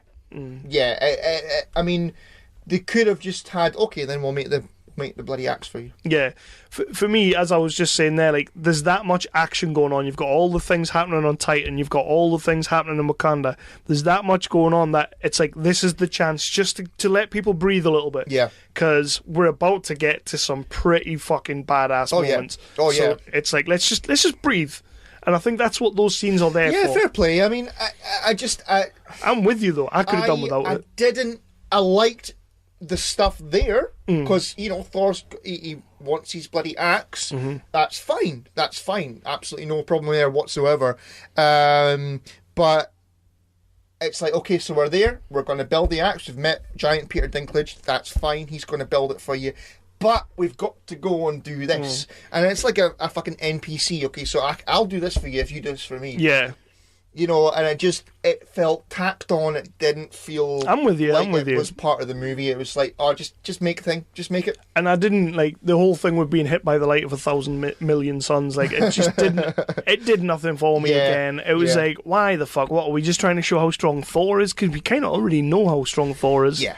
We know he's the god of fucking hammers. Like, let's just crack on with the movie. Yeah. And so they build the axe, they build the head, but they need an arm for it. Yeah, that's pretty cool. And it ends up being Groot's arm because Groot's done nothing in this movie. He does not. Yeah. Like, Groot's just there, and yeah, I was a little bit. It didn't peeve me or anything because you've got that many characters going on anyway. You can't have everybody doing everything. So yeah, Groot's the sort of character, teenage Groot. Well, he's the petulant teenager. He doesn't do anything. I can leave him to the side. It's okay. Yeah. And we go back to Titan, and Thanos has managed to get free because Peter Quill let him get free. Basically, he was like, "You know what, man? You killed my bird, but why not? I'll just let you win anyway." So yeah, one cool moment that I like there is when he fucking pulls a moon onto Iron Man. That's pretty cool. He breaks up a whole moon, and just destroys it and throws it at Iron Man. You got some really cool scenes in there when Peter Parker's kind of jumping on the wreckage, and he's like, I can't catch everyone. Yeah. You got some nice little moments there. What I was going to say before, though, you know how they do the portal thing, and they're trying to get the gauntlet off Thanos' arm. Mm-hmm. Doctor Strange is there at that point. Why doesn't he just create a portal and then go do and then close it on Thanos' arm, I never thought of that. and then the gauntlet comes off? I read it in an article. This isn't me just being clever as fuck. I read it in an article and I was like, yeah, why didn't Doctor Strange just do that? That's like, why didn't they just jump on the Eagles? Yeah. It would have ended the movie pretty quickly. Yeah. It would have been a nice moment, though. It would have been cool. But that's all that is. It's just, why didn't they just jump on the Eagles? And how did you feel about Doctor Strange? I know it's like we kind of skipped past it. How Doctor Strange does his Doctor Strange thing and looks at all the different possibilities. Yeah. On how this could end. And he searches, like, what was it, 14 million? 14 million or something. And 6 and 7 and 8. And one. And only one of them. I wonder which one we're going to see. Obviously that one. Yeah. Well, but makes sense if anything. Because movies. But yeah, you have that moment, and the culmination of that whole battle basically becomes Thanos stabs Iron Man fucking big time. Yeah.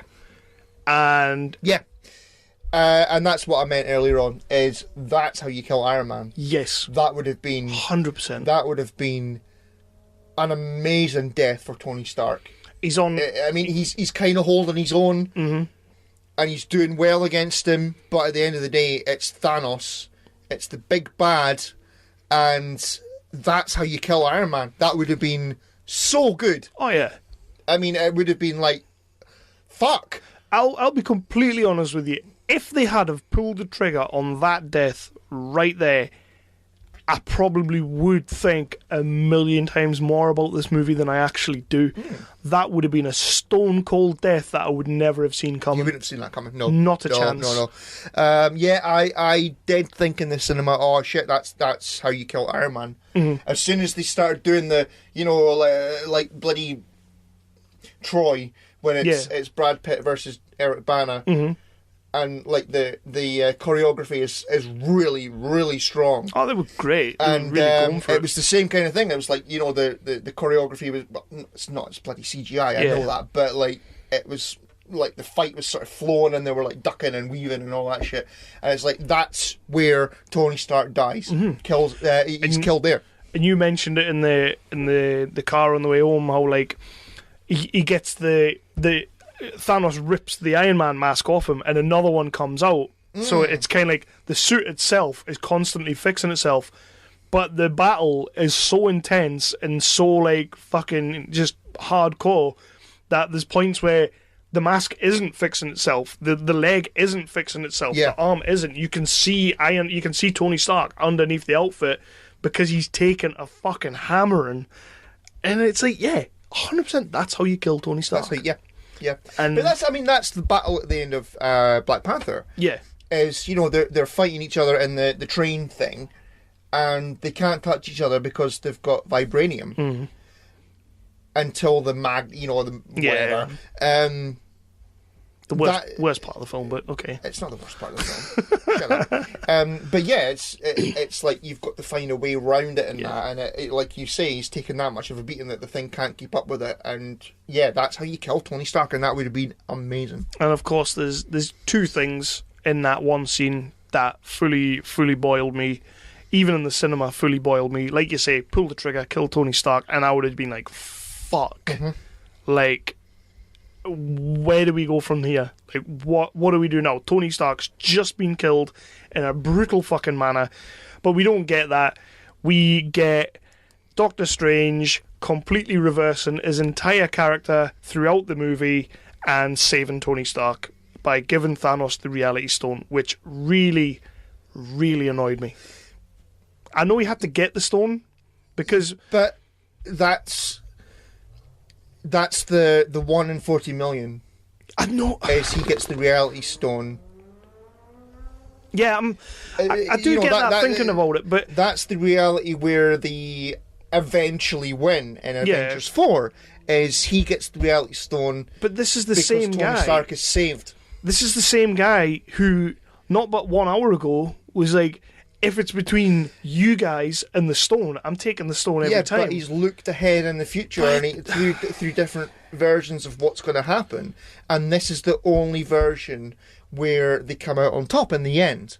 I don't like it. So, but it makes sense. That's what's going to happen. Could he not have just let Tony kill him and then give him the stone because anyway? on the other 40 million versions, he kills Tony there, and he probably takes the time stone anyway, but Tony's dead. Nah. No, yes, it fucking makes sense. It makes sense. It completely makes sense what you're saying. I do agree with you. I just don't like it. To me, like, sat in the cinema, it felt like a bit of a cop-out, because like you say, it was a fitting death for Iron Man, and it felt like, as we'll get to in a minute as well, it felt like they were trying to give us what we wanted, but not give us what we wanted. They were trying to have their cake and eat it. I don't think they were. When that was going on, I was sat thinking, yeah, someone's up there.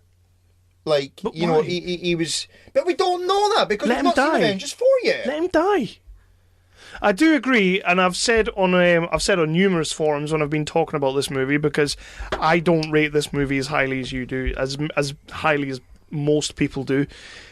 I do think when I see the second part of the movie, when I can sit down and watch both movies together, I do think my appreciation for the first one will change. I think there'll be a more complete picture, but as it stands right now, I came out of that movie, like, especially with that scene and then the scene coming up, I'm like, you just bitched out. You totally bitched out. To me, it did, though.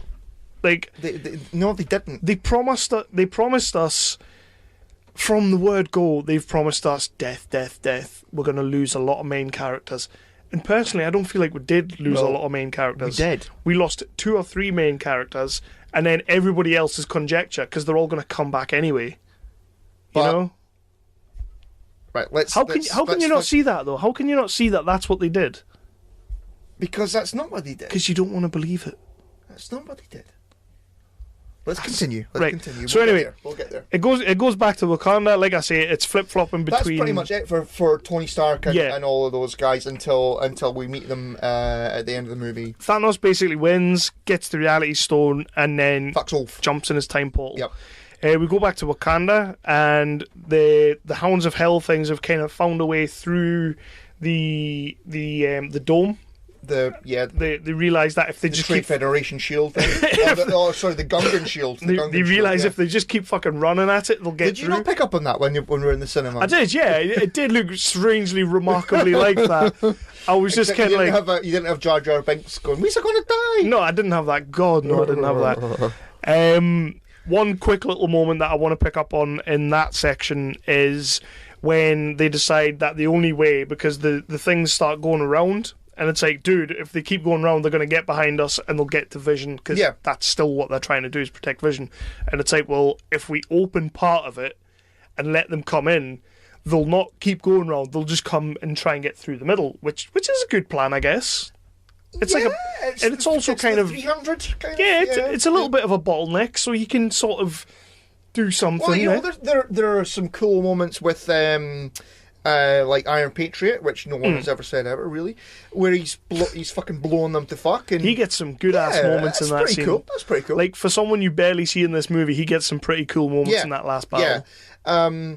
Falcon just was shooting a gun. Yeah, Falcon's still a bit shit. Pish. But the moment that I love in that bit is when they open the thing and they're all coming through, and it's like, right, fucking charge.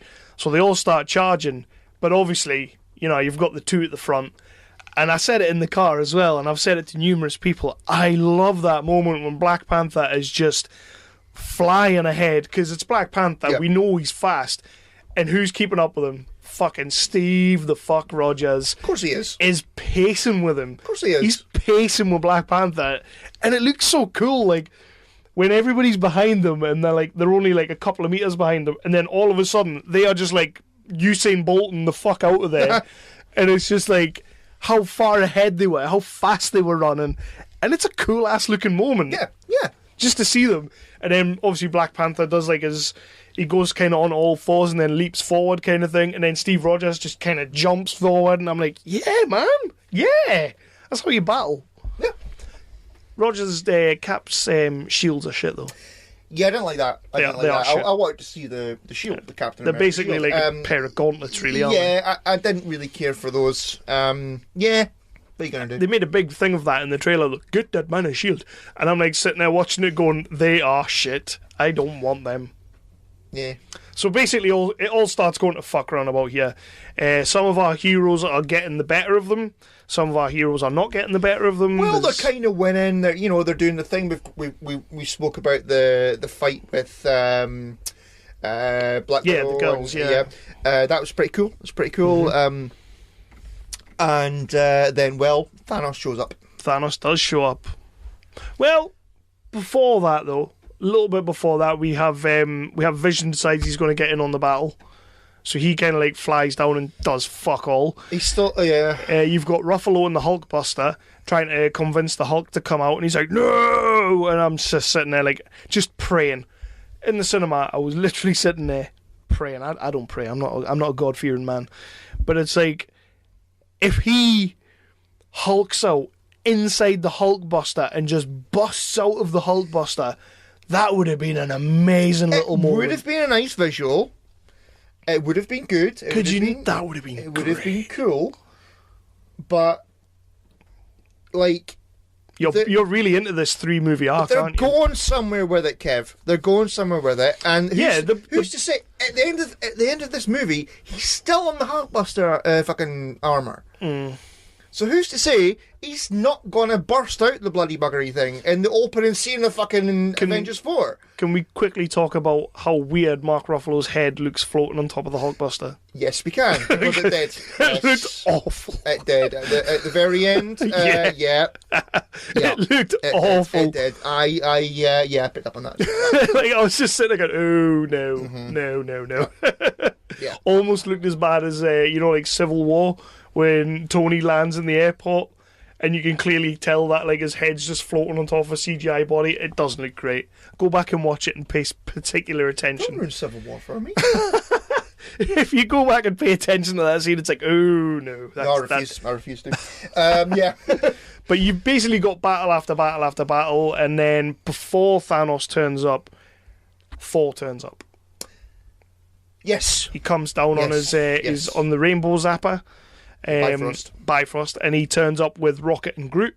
Mm-hmm. He is massively overpowered at this point. He's basically like he could kill anybody at this point. Yeah, Thor's great. Yeah. He is great. Turns up in the sort of the Ragnarok get up. He's got like the chest plates and all that. He's got his like armor thingies fully glowing. Yeah. The lightning's coming out of him. The first thing he does is he kind of throws Stormbreaker through the Bifrost, and it just kind of goes kind of like Yondu's little whistle thing. Yeah, it's just taking everything out. Takes out a massive big alien ship, and then goes to the next one. And I'm sitting there watching it thinking, oh fuck yeah, this is awesome. Yeah. We don't really need anyone now. Yeah. And then he Cap going, we'll go for a coffee. He takes he lands beside Cap, and he says something to Cap about copying his beard, which was a cool little line. And then he says, "These are my friends, the little rabbit and the tree." And you get that amazing moment. It is an amazing moment. I love it when he goes, "I am Groot," and he's like, "I am Steve Rogers." It's just such a cool moment. Yeah. Like, did you like that? Yeah, it was fine. I know I kind of have a problem with Marvel humour. Like, I don't have a problem with Marvel humour, but sometimes I think they use it a bit too much, and I think it's a bit over the top. But when they do little moments like that, when it's like, I'm Groot, I'm Steve Rogers, like, I'm just like, yeah, Steve Rogers would say that. Well, there were a lot of laughs in this movie. A hell of a lot of laughs. I don't think any of it was over the top. And I think that... I mean, did you? I'm going to say no, and I'll tell you why I'm going to say no. It's because most of the laughs and most of the witty dialogue was coming from the Guardian stories. Like, Thor was part of that Guardian story, so whenever there was a Guardian on scene, you were getting a bit of laughter and all that. Like Drax, Quill, Thor, Rocket, Groot, like they were getting all the laughs. Dinklage. There was a few Spider-Man ones, which Spider-Man is supposed to be like a witty character. But other than that, everybody else, they weren't playing it deadpan, but they were playing it cool. Yeah. Like, they weren't giving the giggles out and all that, which I liked. Apart from maybe Tony Stark, but again, like you say, Tony Stark and Peter Parker are kind of those characters. Yeah.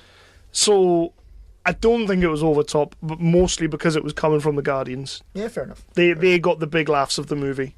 I mean, Thanos wasn't getting any laughs. Bless him. So yeah, Thanos comes through the portal, and that's pretty much the lead into the end of the movie, because everybody's kind of winning, losing, drawing. Everybody's getting their moments, getting their big beats. That's one thing they really did well in this whole little half an hour section, is that everybody got a moment, everybody got a beat. Oh yes, definitely. They gave a chance for every character to have something to do, and then Thanos comes through the portal, and everything just kind of slows the fuck down. Like, I don't know. I wasn't sure if it was just me in the cinema, or if they'd actually slowed the movie down, because he just kind of came through, people run at him, and he's gone, fuck off. Yeah. Fuck off. Fuck off. And it was just like, don't care about you, smash. And then you get that moment from the trailer that everybody was creaming over, when he goes to like punch Stephen Rogers and he grabs the hand, and I'm like, yeah, that's pretty badass. It is. But again, the punch that Stephen Rogers takes, I'm sorry, that's killed him. It's Cap. That's killed him. Come on. That is a hell of a smash to the head. I was sitting there in the cinema like, oh my god, like, you don't need a neck snap when you can punch people Maybe like if that. it had been with the Infinity Gauntlet hand. I don't care which hand it is. He's a muckle big bastard of a man with massive big fists the size of like meteors, and he's like just punched him in the head to the floor, and I'm like, yeah, Cap's dead. Like, in my head I'm watching thinking Cap's dead. No, you can't kill Cap with that, man. What? His head should have just exploded on impact on the floor. Take more than that to kill Cap. Somewhere around here, we get my favourite rocket line of the movie, which is a callback to all the other movies, when he's talking to Bucky, and he's kind of like, how much for the gun? Oh, yeah. And Bucky's like... I'll get that one. Yeah. He's like, it's not for sale. How much for the arm? And Bucky just kind of walks off, and he's like, oh, I'll get that arm. Yeah, that's great. Nice little Rocket moment. Kind of just carries on the tradition of who Rocket is. So yeah, I'm good with that. And of course it's Bucky's arm, so I'm good with that. Yeah. But yeah, Thanos comes out, chins everyone basically. He's like, I've got the Infinity Gauntlet. I am now massively overpowered. Nobody can take me down. And at the same time, they've finally decided to do the right thing in the movie, which is destroy the Infinity Stone inside Vision's head. Again, negative. The bit with where Vision is saying to Scarlet Witch, "You've got to do it," and she's going, "Nah, just fucking do it." It's quite funny though, because it really seemed like, and I know you're going to call me a pissy bastard again. I know you are, but I don't care. I think I've called you that once tonight. You nearly have. I nearly have. I haven't. You've all but said it. But I think I probably will now in a minute. The scene when when she's like trying to blow the Infinity Stone in his head, she's trying to blow it up, and it really, like, to me, it felt like, you've already said tonight, I completely 1,000,000% agree. I think everybody in the world agrees with you. Nobody gives a fuck about Vision. Yeah, that scene was meant to mean more to us, the audience, than it actually did. They were trying to get you to feel something for Vision, and I'm like, I don't fucking care. Yeah, we were supposed to be weeping buckets. Yeah. At that moment when she was like, doing her thing to the stone, and I was mostly thinking, just give the fucking stone to Thanos. Yeah, just Thanos, slap her. Just slap her across the face. Don't bother trying to make this a moment. Slap her in the face. Use your gauntlet. Just, like, I don't know, do something. I think they were kind of trying to show how strong she is as well. Yeah, but again, it's not earned, because they've not done enough with these with Vision, and I mean, I like Scarlet Witch more than Vision. Yeah, it's not hard. But Vision is a crap character. He really is a crappy character. It's Superman. He's supposed to be invincible, and they've done fuck all for the entire 2.5 hours. But he's supposed to be invincible, but he gets stabbed twice. And we're supposed to give a shit. We're supposed to be fucking welling up and emotional as hell because he's about to die. Yep. No. Sorry, no. No. So she explodes the Infinity Stone inside his head, and he gets all exploded and stuff, and that's him dead. But oh no. No. Thanos is all like, dude, I've got a reality stone. I'm gonna use it. Time stone, reality stone, whatever the fuck. So yeah, he brings Vision back. Which is cool. It's cool. It's alright. But again, it's a character I couldn't give a fuck about. He just died. I really don't need to see him die twice. But the second death is pretty badass. He does pretty much pull his brains out. Yeah. So Vision, Thanos brings him back to life and then plucks the Infinity Stone out of his head. Not plucks. He goes along with some brains, some android brains. Yeah, some wires and that. And he turns grey and dies. Squirting out. Yeah. So Vision turns grey and dies. He's got to stay dead, right? Like I say, pre-snap, dead, post-snap, conjecture. So yeah, he does that. He comes to, and then Thor comes out of fucking nowhere and throws Stormbreaker into Thanos' chest. And it looks like we might have a winner chicken dinner. But no.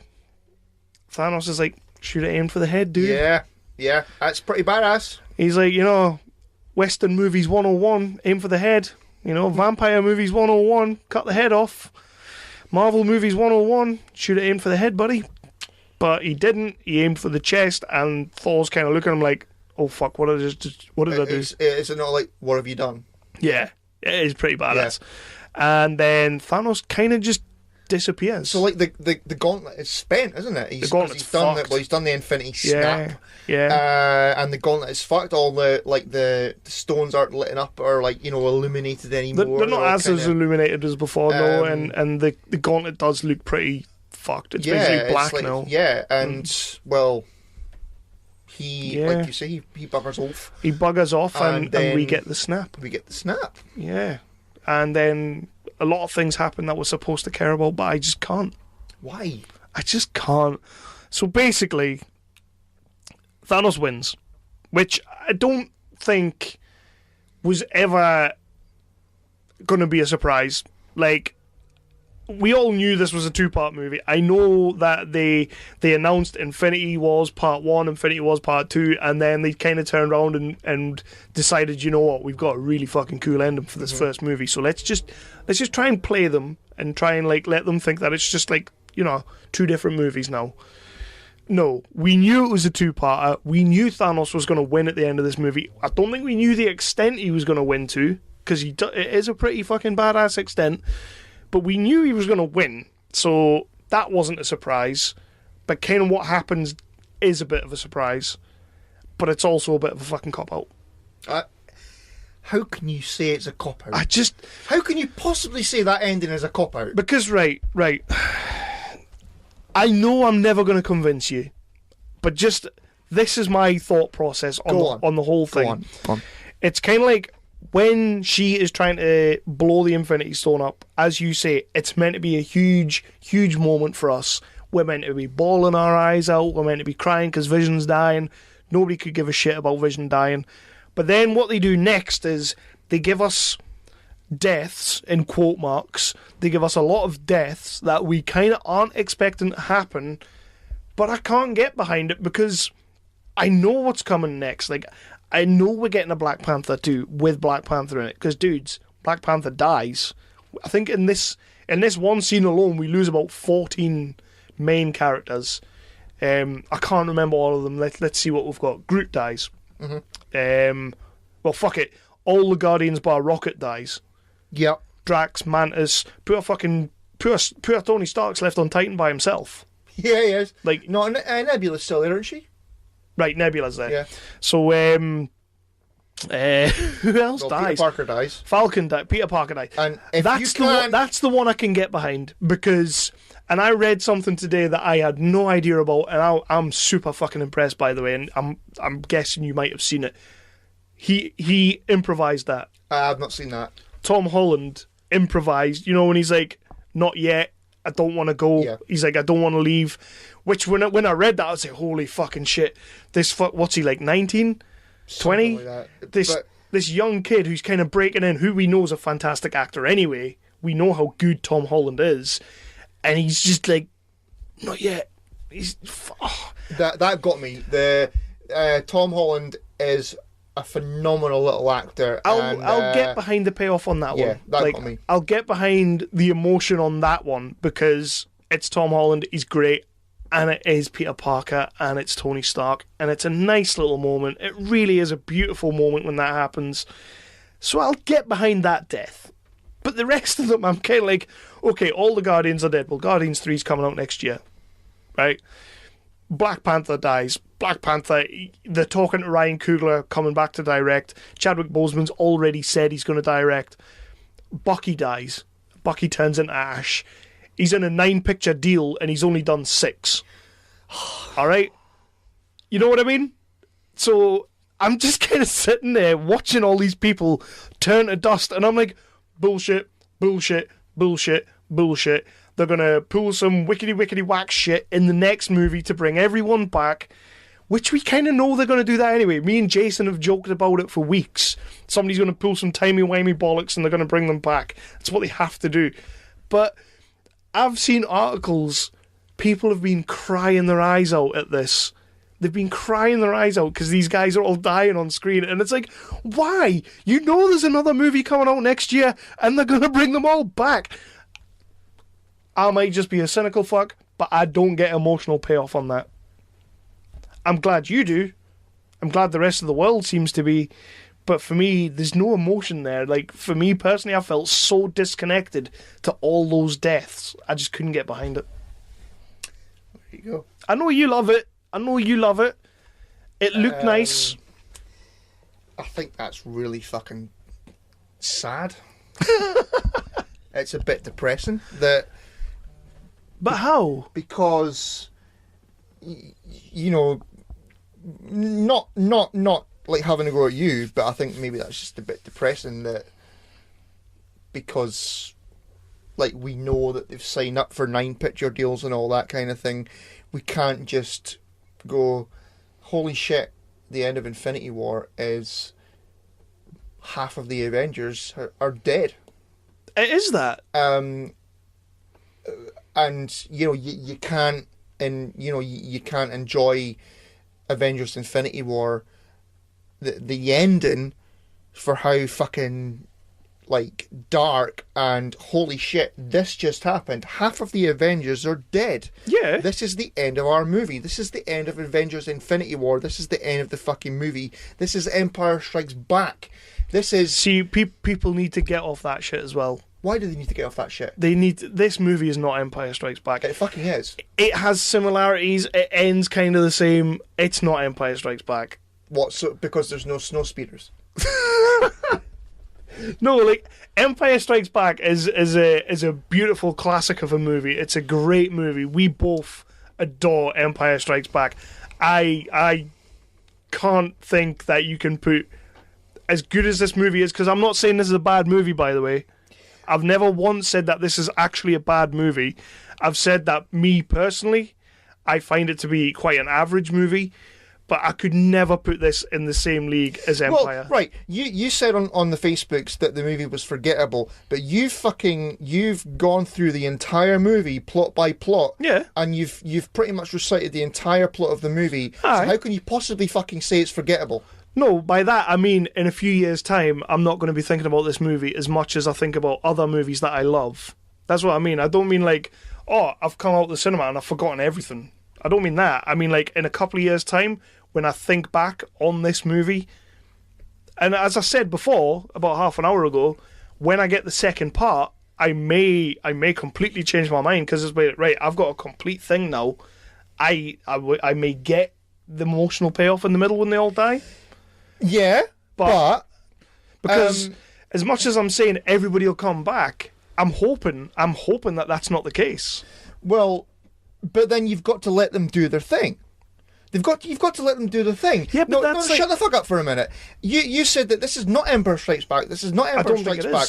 Wait a minute. if you'd gone at the end of Empire Strikes Back as a kid, fuck off, Han Solo's coming back, they're rescuing Han Solo, there's no way in hell that's a fucking emotional payoff because Han Solo's been taken away in fucking kryptonite. I wouldn't have known. Carbonite. If you fucking... If you think about movies like that, that is so depressing. How? Just let the movie be the movie. But no. Stop thinking about Avengers 4. Stop thinking about the 9-picture deal. Everybody's telling me about Avengers 4. Everybody's telling me that nobody knows anything about Avengers 4. Everybody's saying when you watch this second part, you're going to get the whole Who's picture. saying that to you? Everybody's saying it. It's all over the internet. Oh, fuck the internet. Fuck the fucking internet. Fuck all those people on the internet. All of them. I can't. Can't you just enjoy Avengers Infinity War and the ending of this movie for the ending of the fucking movie? I did enjoy Avengers Infinity War. Think about bastard Avengers 4 and how, they're all going to be coming back. Han Solo's fucking released from the kryptonite at the start of Return of the Jedi. Carbonite. I know this, I did it on purpose, you dick. You know, like... Han Solo's out of the carbonite within the first half hour of Jedi.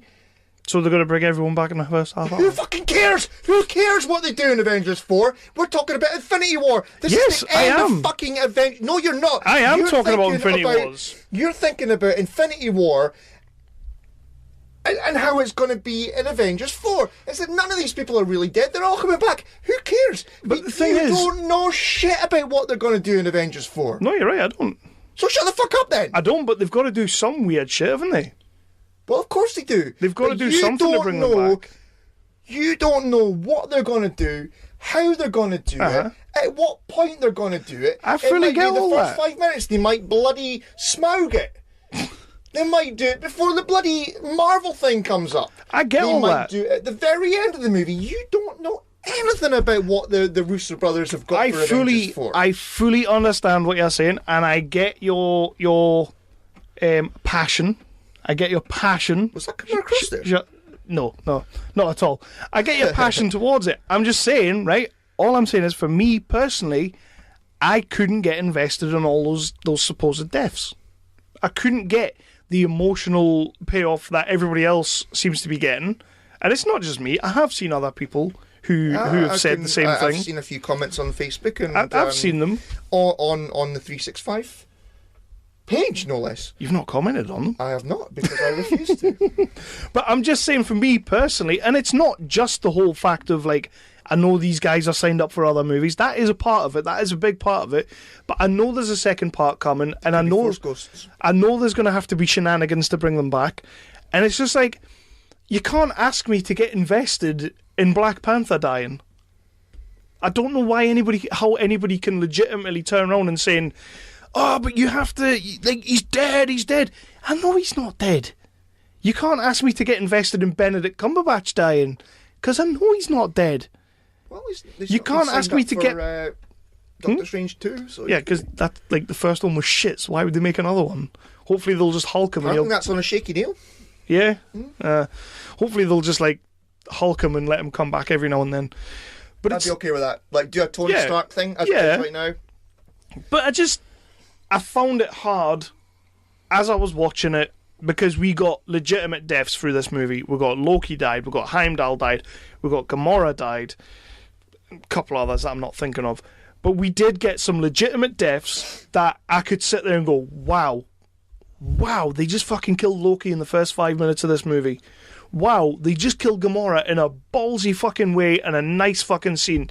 So when I get to the end and I get these fake deaths, maybe deaths, I'm just kind of sitting there like, I can't get invested. I can't get invested in all these deaths. I just couldn't. I really think that's sad. I really do. Well, that's fine. Not like sad and, oh, you sad bastard or anything. I just think it's actually sad that I couldn't get invested in people dying. But like, I don't want to talk anymore about 9-picture deals or anything. No, I'm not talking about 9-picture deals. Or because Black Panther 2's coming out now in a minute. I bring that up as an example of why I had problems with it. That is an example of why I had problems with them going. But That's But not... My main issue is exactly what you were saying before. You're right. You're 100% right. I don't know what's coming in Avengers 4, but I know in my head that there's an Avengers 4 coming. And I know in my head that is going to be bringing them back. I know that's what that's going to be about. Couldn't you just sort of suspend your belief and go, this is Avengers Infinity War. This is the end of Avengers Infinity War. Half of the Avengers are dead. Couldn't you do that? Well, yeah, but then I walk out the cinema and I'm like, that was really cool. Like, half the Avengers are dead. But there's another one coming out next year. Yeah, but like, you know, I mean, again, end of Empire Strikes Back, Han Solo's in Kryptonite, again, intentional. Bloody end of Wrath of Khan, Spock is dead. End of... Yeah, but the thing about that is, the first time I ever watched Wrath of Khan, I wouldn't have known there was a Star Trek 3 coming where, you know, it was called The Search for Spock or whatever. I wouldn't have known that. But the end of Empire Strikes Back, I wouldn't have known Return of the Jedi was coming. Well, no, you did. Well, I didn't. How did I? Those movies were already... Well, yeah, okay. Well, those movies were already out when I watched them. No, but go back to 1980, whatever. The end of Empire Strikes Back is Lando Calrissian and Chewbacca going to rescue Han Solo. Right. So how are you not thinking, well, they're going to rescue Han Solo, that's the opening of the next movie? That's... Of course they're going to rescue Han Solo, it's Han Solo. They might not have. George Lucas might have did something, like, different. But... I know what you're saying. I know exactly what you're saying. I just, like, I can suspend my disbelief enough, but not enough to get past the fact that I kind of already know what they're doing. And maybe this... Yeah, I know what you mean, mate. I know what you mean, and I blame the internet. I blame the internet for everything, but for me, personally, and like I say, the movie is completely watchable. It's completely enjoyable. I just, like, that last little bit doesn't destroy the movie for me, but it really sullies the movie for it. And it's a combination of things. It's a combination of the Hulk thing. It's a combination of them actually killing people that I do care about and actually killing them to the point where it's like, okay, they're not coming back. And then it's the whole, like, just sort of paying off certain things as the movie's going along, and then they really want me to, like, care about Thanos winning and killing everyone. And I love the fact that Thanos won, because that, for me, is exactly how the movie should end. Thanos should win, because it's about fucking time one of these films ended with the villain destroying everything, you know, a la Empire. Yeah. But I'm not putting these movies in the same bracket. I'm not talking about quality or plot or Hoth or Snowspeeders. I'm talking about the fact that at the end of this movie, the bad guy is won, half of our heroes are dead. That's where we are. Supposedly. That's where we are. I know, and I'm completely with you. I get it. Thanos has won. A lot of people have been killed. Okay, that's the end of your movie. But don't, and I can believe that that's what's happened. I can believe all that. Just don't ask me to get invested in all those deaths. And maybe that is a cynical view. Maybe like it is a thing, like, because I know there's another movie coming, it's a sad thing that I can't get behind all these deaths, but I just can't. Yeah. Well, I just can't, because we're all clearly on different pages. Maybe if they turn around and say, oh, by the way, Avengers 4 is going to have nothing to do with Infinity Wars. It's going to be a completely different Avengers movie where they're all dealing with the fallout. We're not going to be bringing anyone back. It's just going to be OG Avengers dealing with the repercussions of what Thanos has done. If they do that... Well, I mean, like, say, for example, we've not seen Tony Stark and Cap. Exactly. Literally, though, if we go into Avengers 4 next year and there's no Thanos, and they don't talk about... Well, when they talk about what happened, they don't bring any of those characters back that disappeared, and it is literally Thor, Cap, Iron Man, Hulk, all dealing with the aftermath of what happened in Infinity Wars but they're not going after Thanos or whatever, like, they've got something else to deal with, I'll be the happiest motherfucker in the cinema. And I'll turn around to you and I will say, right now, that payoff at the end of Infinity Wars, I get it. Completely get it.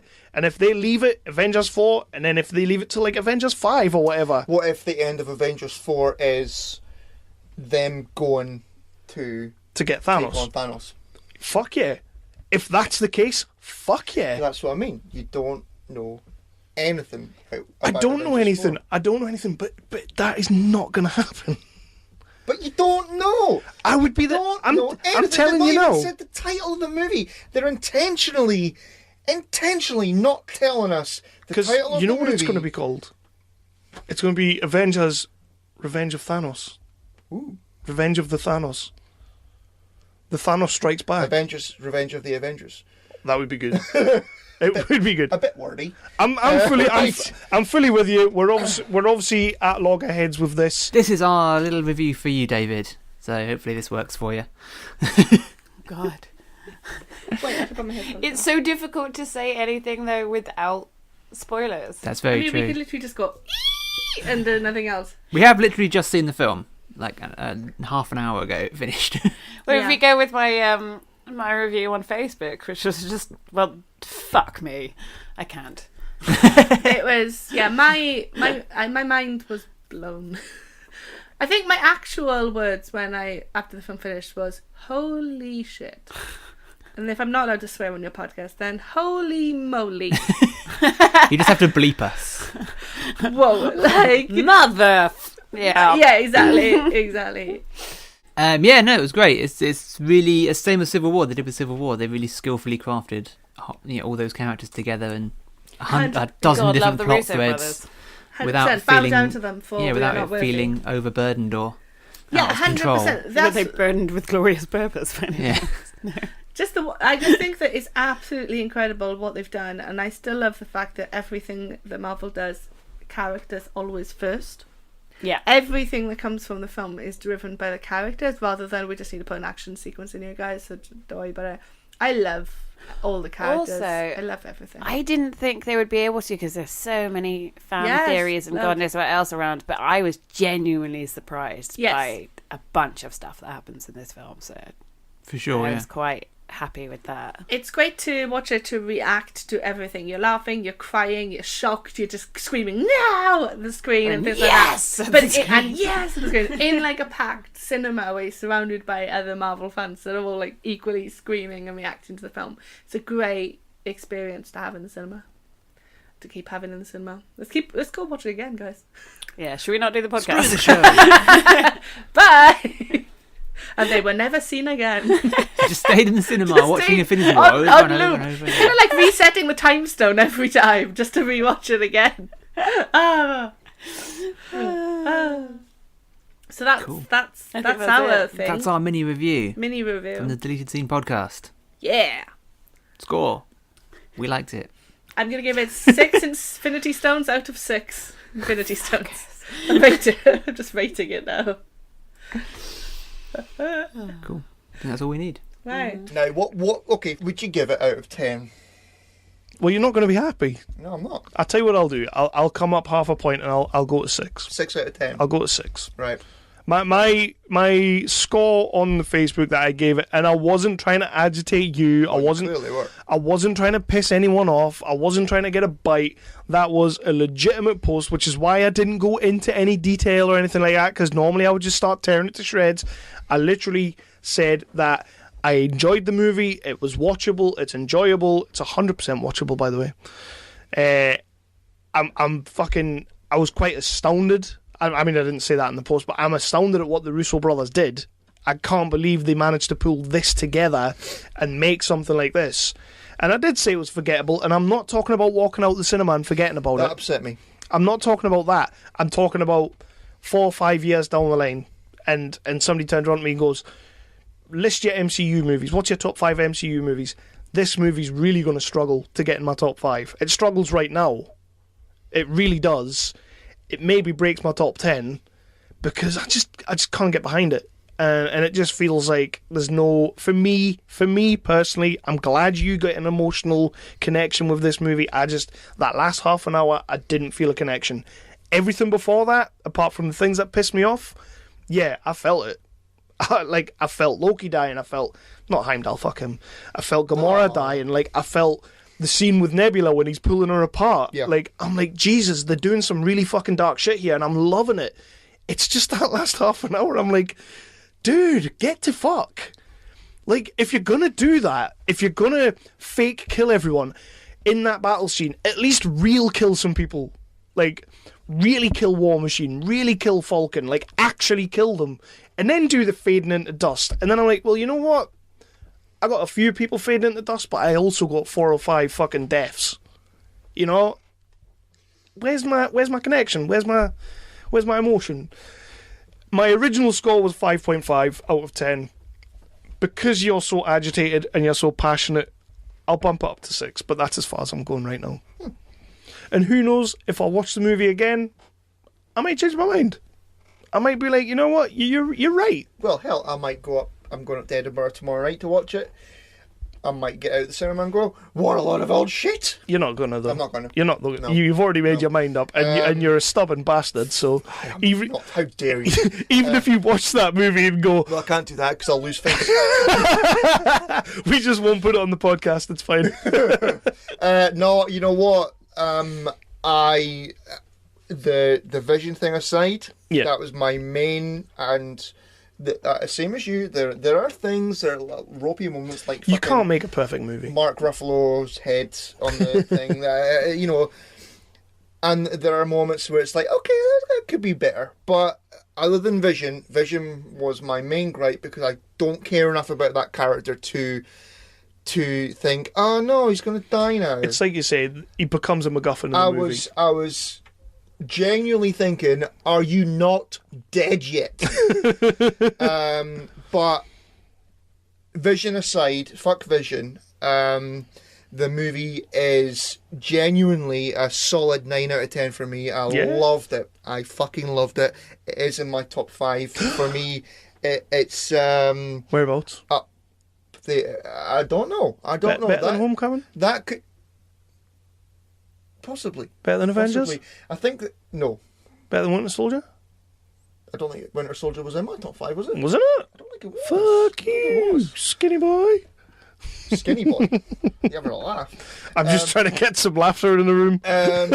Yeah, it's in my top 5. I'm not sure where. That could be something that we could do. Possibly, maybe. I don't think we should. No. Would you like a surprise? Go on, then. Is it a Kinder surprise? In my pocket, I have a flash drive. Okay. And on that flash drive, an MP3 file. This is getting weird. And on that MP3 file is a review from Hobie that I have not listened to. Right. Would you like to listen to it? Not really. The answer is yes. Are they going to gush over it? I don't know. I do not know. Oh no, I don't have any more spaces on my computer. Well, unplug something. Right, okay, so this is from Hobie, is it? This is from Hobie. I have not listened to it, so I'm not sure what they're going to say. I know that... Can you hear me? Yeah. I know that Jason did enjoy it, because we have spoken about it, but I'm not sure what the other two... Is it all 3? I believe it's all 3. Okay, well... It might even be all 4. Well, interestingly enough, on their Twitter, they are now a 4-man group. Are they? Yes. Well, shit. Something I noticed the other day. I think they should just get rid of Blake. Bless him. Or Jeff. Not Jeff. And they should get rid of Blake and Jeff and just have Jim and Doug. And then get rid of Jason. No, I can't get rid of Jason or Jeff. Nah. The other ones are expendables. Yeah, pretty much. So yeah, right, let's do it. Let's see what these Doylums This have. is Jason from the History of Bad Ideas. This is Jeff from the History of Bad Ideas. And this is Jim from the History of Bad Ideas. And I feel like Chris Richardson is part of the History of Bad Ideas. Just because you had him on your wrestling podcast. That is true. We were advised by Lil Birdie to go ahead and give a review of Avengers Infinity War. And obviously, right off the bat, let's just say this. It's much better than anything DC has made in the last 30 years, correct? Okay, so they're just having a dig at me. Not even close to anything they've made since the DCEU started. Okay. Let me think. There was Batman v Superman. No, that was awful. Yeah. That was awful. Martha. The best part about Avengers: Infinity War is that no mothers were named Martha in it. Thanos didn't stop his destruction because somebody said Martha. That wasn't the best thing about it. That was one of the better things about it. Overall though, I loved it. I thought the parts with Thor was a little long. I will say that. When he was getting his Stormbreaker Crusher. Stormbringer? Yeah, whatever. I thought that was a little long. But I loved his interaction with Rocket, or Rabbit. Jeff, did you like it? I did, but I have to chew it over because we're doing a non-spoiler review, and things that happened make me wonder... Well, I can't even say anything about it, to be honest, without spoiling things. The ending. Jim, did you like it? I enjoyed it. Again, I'm going to have a second viewing of it to truly rate the film. But I think I really did like the character of Thanos, and it kind of personalizes him. I haven't seen the goddamn movie yet. It kind of personalizes Thanos. I think it was Blake. And makes it... So Blake is there. Like, you actually kind of side with him. Yeah. So, I think... I enjoyed that aspect of it. Again, it's better than DC. So if you are on the fence, and if you're a DC fanboy, so all one of you, you will not like it because you're gripe about it. You'll think the original Punisher with Dolph Lundgren is better. If you don't, if you do like Marvel or just movies in general, good movies, this is the movie to see. So I recommend it. I give it A-. I give it an A-. But I have to see it again. I'm still holding judgment on a final grade. You are the Kevin of Hobie. Well, I can't spoil things. I can't tell you why I have questions or what my concerns of it were without spoiling anything. I don't know what to tell you. On the fork meter, I'd go 10 of 13. Okay. What would you give Batman v Superman? The 10 minutes I saw? Yes. 3. Okay. That's out of 40. No, 3 out of 13. 3 out of 13. Oh, because I only saw 10 minutes. If I had to watch more, it might go down. Okay. It will go down. Marvel is the NXT of comic book movies, and DC is the greatest Royal Rumble of comic books. Oh, so somebody's going to fall underneath the ring? Yeah, I feel like that's what DC's always done. Anyways, thanks, Chris, for letting us do this. Kev, we love you. We appreciate you guys letting us come on. You can find us at the History of Bad Ideas every Tuesday night drops. Should have cut that shameless plug off. Yeah, so that was just a total dig at me. Yeah. Yeah. I don't even think they tried to review the movie. I maybe should have said you could do spoilers. You maybe should have, But I think they were the last 3 hours. Fuck me. I don't think they were doing spoilers because I think Blake was in the room. Right. Yeah. That'll do it. Yeah. Yep. So that was our. That was our extended review. That was our 1 hour review. That was our. I'm going to be home by 9 p.m. and do the Raw draft. Fuck them. You've done SmackDown. That's all that counts. Well, bless them. So here's a question for you. Go on then. We will be. We've got the Toby episode coming out next week, and I think we're doing a regular schmegular episode next week. Will you have calmed down? I'm calm. All right. You're not calm, dude. You got passionate. I did get passionate. I like seeing that. I said to you, during the week. We're on Wednesday, right? That I kind of feel about this movie the way that you felt about BVS, whereas like you felt passionate. But to be fair, we both backed BVS. But, you took it way further than I did. Oh well, yeah, I did become Kermit. Yeah. Yeah. But I didn't become Kermit because, I saw you and Burton's Bob talking about it, and other people talking about it on the Facebooks. That was my biggest surprise. I've seen a lot of people negative down on the movie. Burton's Bob was my biggest surprise. Yeah. I wasn't expecting that. And I just kind of thought, you know what? I cannot be fucked to argue with these people, especially you online. And you never win online. With me. I thought that I feel like I won tonight. I feel like you maybe have taken like a moral victory, like a slight moral victory. A slight moral victory. Yeah, I'll take that. I'm okay with that. I mean, yeah.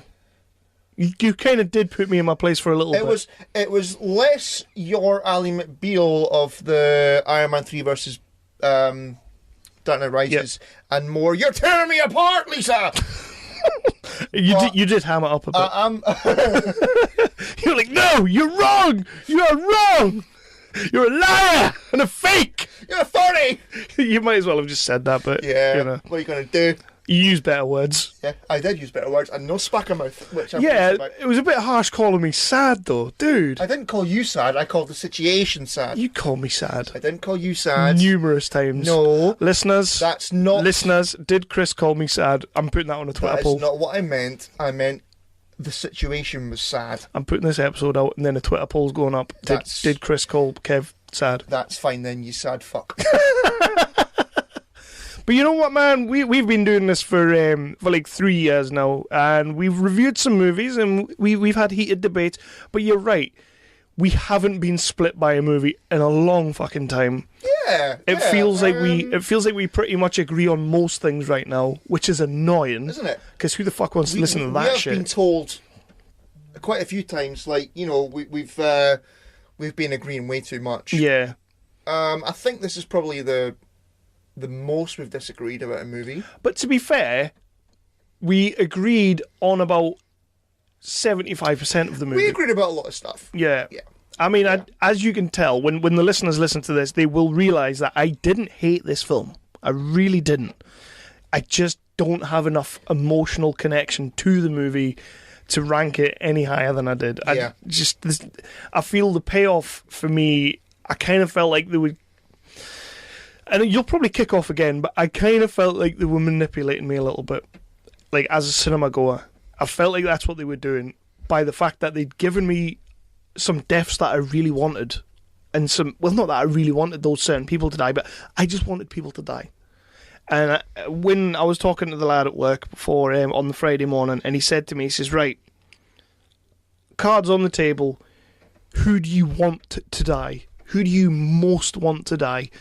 And I says, I would love to come out of Infinity Wars. Cap's died. I says, I would love that to happen. I think Cap's dying in Avengers 4. Definitely. I says, I would love to come out of Infinity Wars and one of the Guardians has died, like properly died. Gamora died. I'll take that. She's not my favourite Guardian, but I'll take it. How can Zoe Saldana not be your favourite Guardian? Because she's my favourite Star Trek. Fair enough. Different franchise. And I said to him, I would love it if Loki dies. I kind of know Loki's going to die, but I would love it if it happens. Yeah. I'll be super pleased with that. And then I basically said, give me Black Widow. Take Black Widow off the table because she's not doing anything for me anymore. I feel like that character's played out. She held her own, I thought. I was really happy Vision died. And I said to him, but if you really want me to give you a wish list of people to die, top of my list is Tony Stark. Not because I don't like the character, just because he started this franchise. Yeah. Iron Man started this franchise. He kind of came together with everybody in Avengers Assemble, and that's when everything kicked off. And I was like, if you kill Tony Stark, if you take him out of the game, I'm freaking out. Yeah. I'm freaking out. I'm fanboying. I'm fucking all over the place. I agree completely, Kev. I absolutely agree. Oh, no, we're agreeing again. And it's like, guess what they did? And that would have been... That death would have been so good. It really would. But yeah. But guess what? Yeah. They've done that. It's Disney. They've done that to us before. Have they? They killed Leia and then turned her into Superman. They did. It's fucking Disney, man. That's what's making us argue. Mm-hmm. But anyway, yeah, so listeners, it sounds like we might be getting back to some arguing about some films, Ooh, which is good. Are you going to see Ant-Man? Did you see the trailer that came out yesterday? No. I think it's like August. Right. July or August. Right. There's a few films coming out that I want to see. I really want to see Mission Impossible Fallout. Yeah, definitely. But I want to go back to the 4DX. Yeah. Because I think that Paul would like it. Yeah, I'd give that a go. I'd definitely give that a go. Well, don't eat anything probably an hour before. Because you're going to be spewing in that film. Big time. But, yeah. I've never seen a Mission Impossible film in the cinema, I think. So, yeah, I think Do you want to hear something sad? Go on, then. Even though you've just called me sad anyway, fucking I feel quite pathetic now. Well... I saw the second one in the cinema. Did you? I was a youngster, but I saw the second one. Saw the third one in the cinema as well. I wish I'd seen the third one in the cinema. Yeah, third one was that is amazing the in the cinema. But yeah, Oh, the second one. Dear me. It's bad crack, isn't it? That's when you know you're sad. It was sexy. Devs. So yeah, was Infinity War. We might as well end this. Yeah, we're going to wake up. Our throats are going to be fucked in the morning. You realize that, especially mine, because I did get a bit carried away. You did a little bit. Call me sad, but I still won. morally, you won. Mm-hmm. Which I suppose that's winning in a way. Yeah. So yeah, man, let's call this a day, and we'll be back next week for a regular schmegular. Hopefully not 3 hours.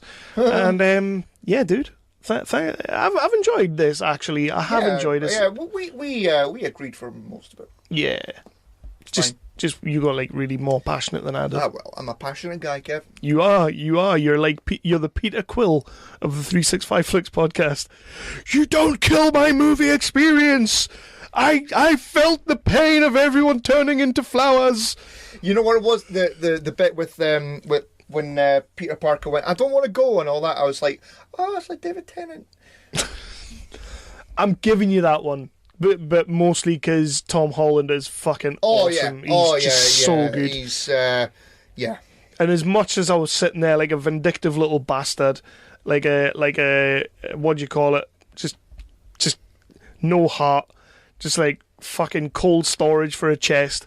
As much as I was sitting there like that when everybody's dying on, fuck off, fuck, he's coming back, she's coming back, that one's coming back. As much as I was like that, when Peter was like, I don't want to go, like, I wasn't ever going to well up, but I was sitting there like, fuck me, Tom Holland's good. I did well up, I won't lie. But he's come back. I'm not. Homecoming 2. He's already signed on. Right, end it there. For like 9 pictures. 365 out.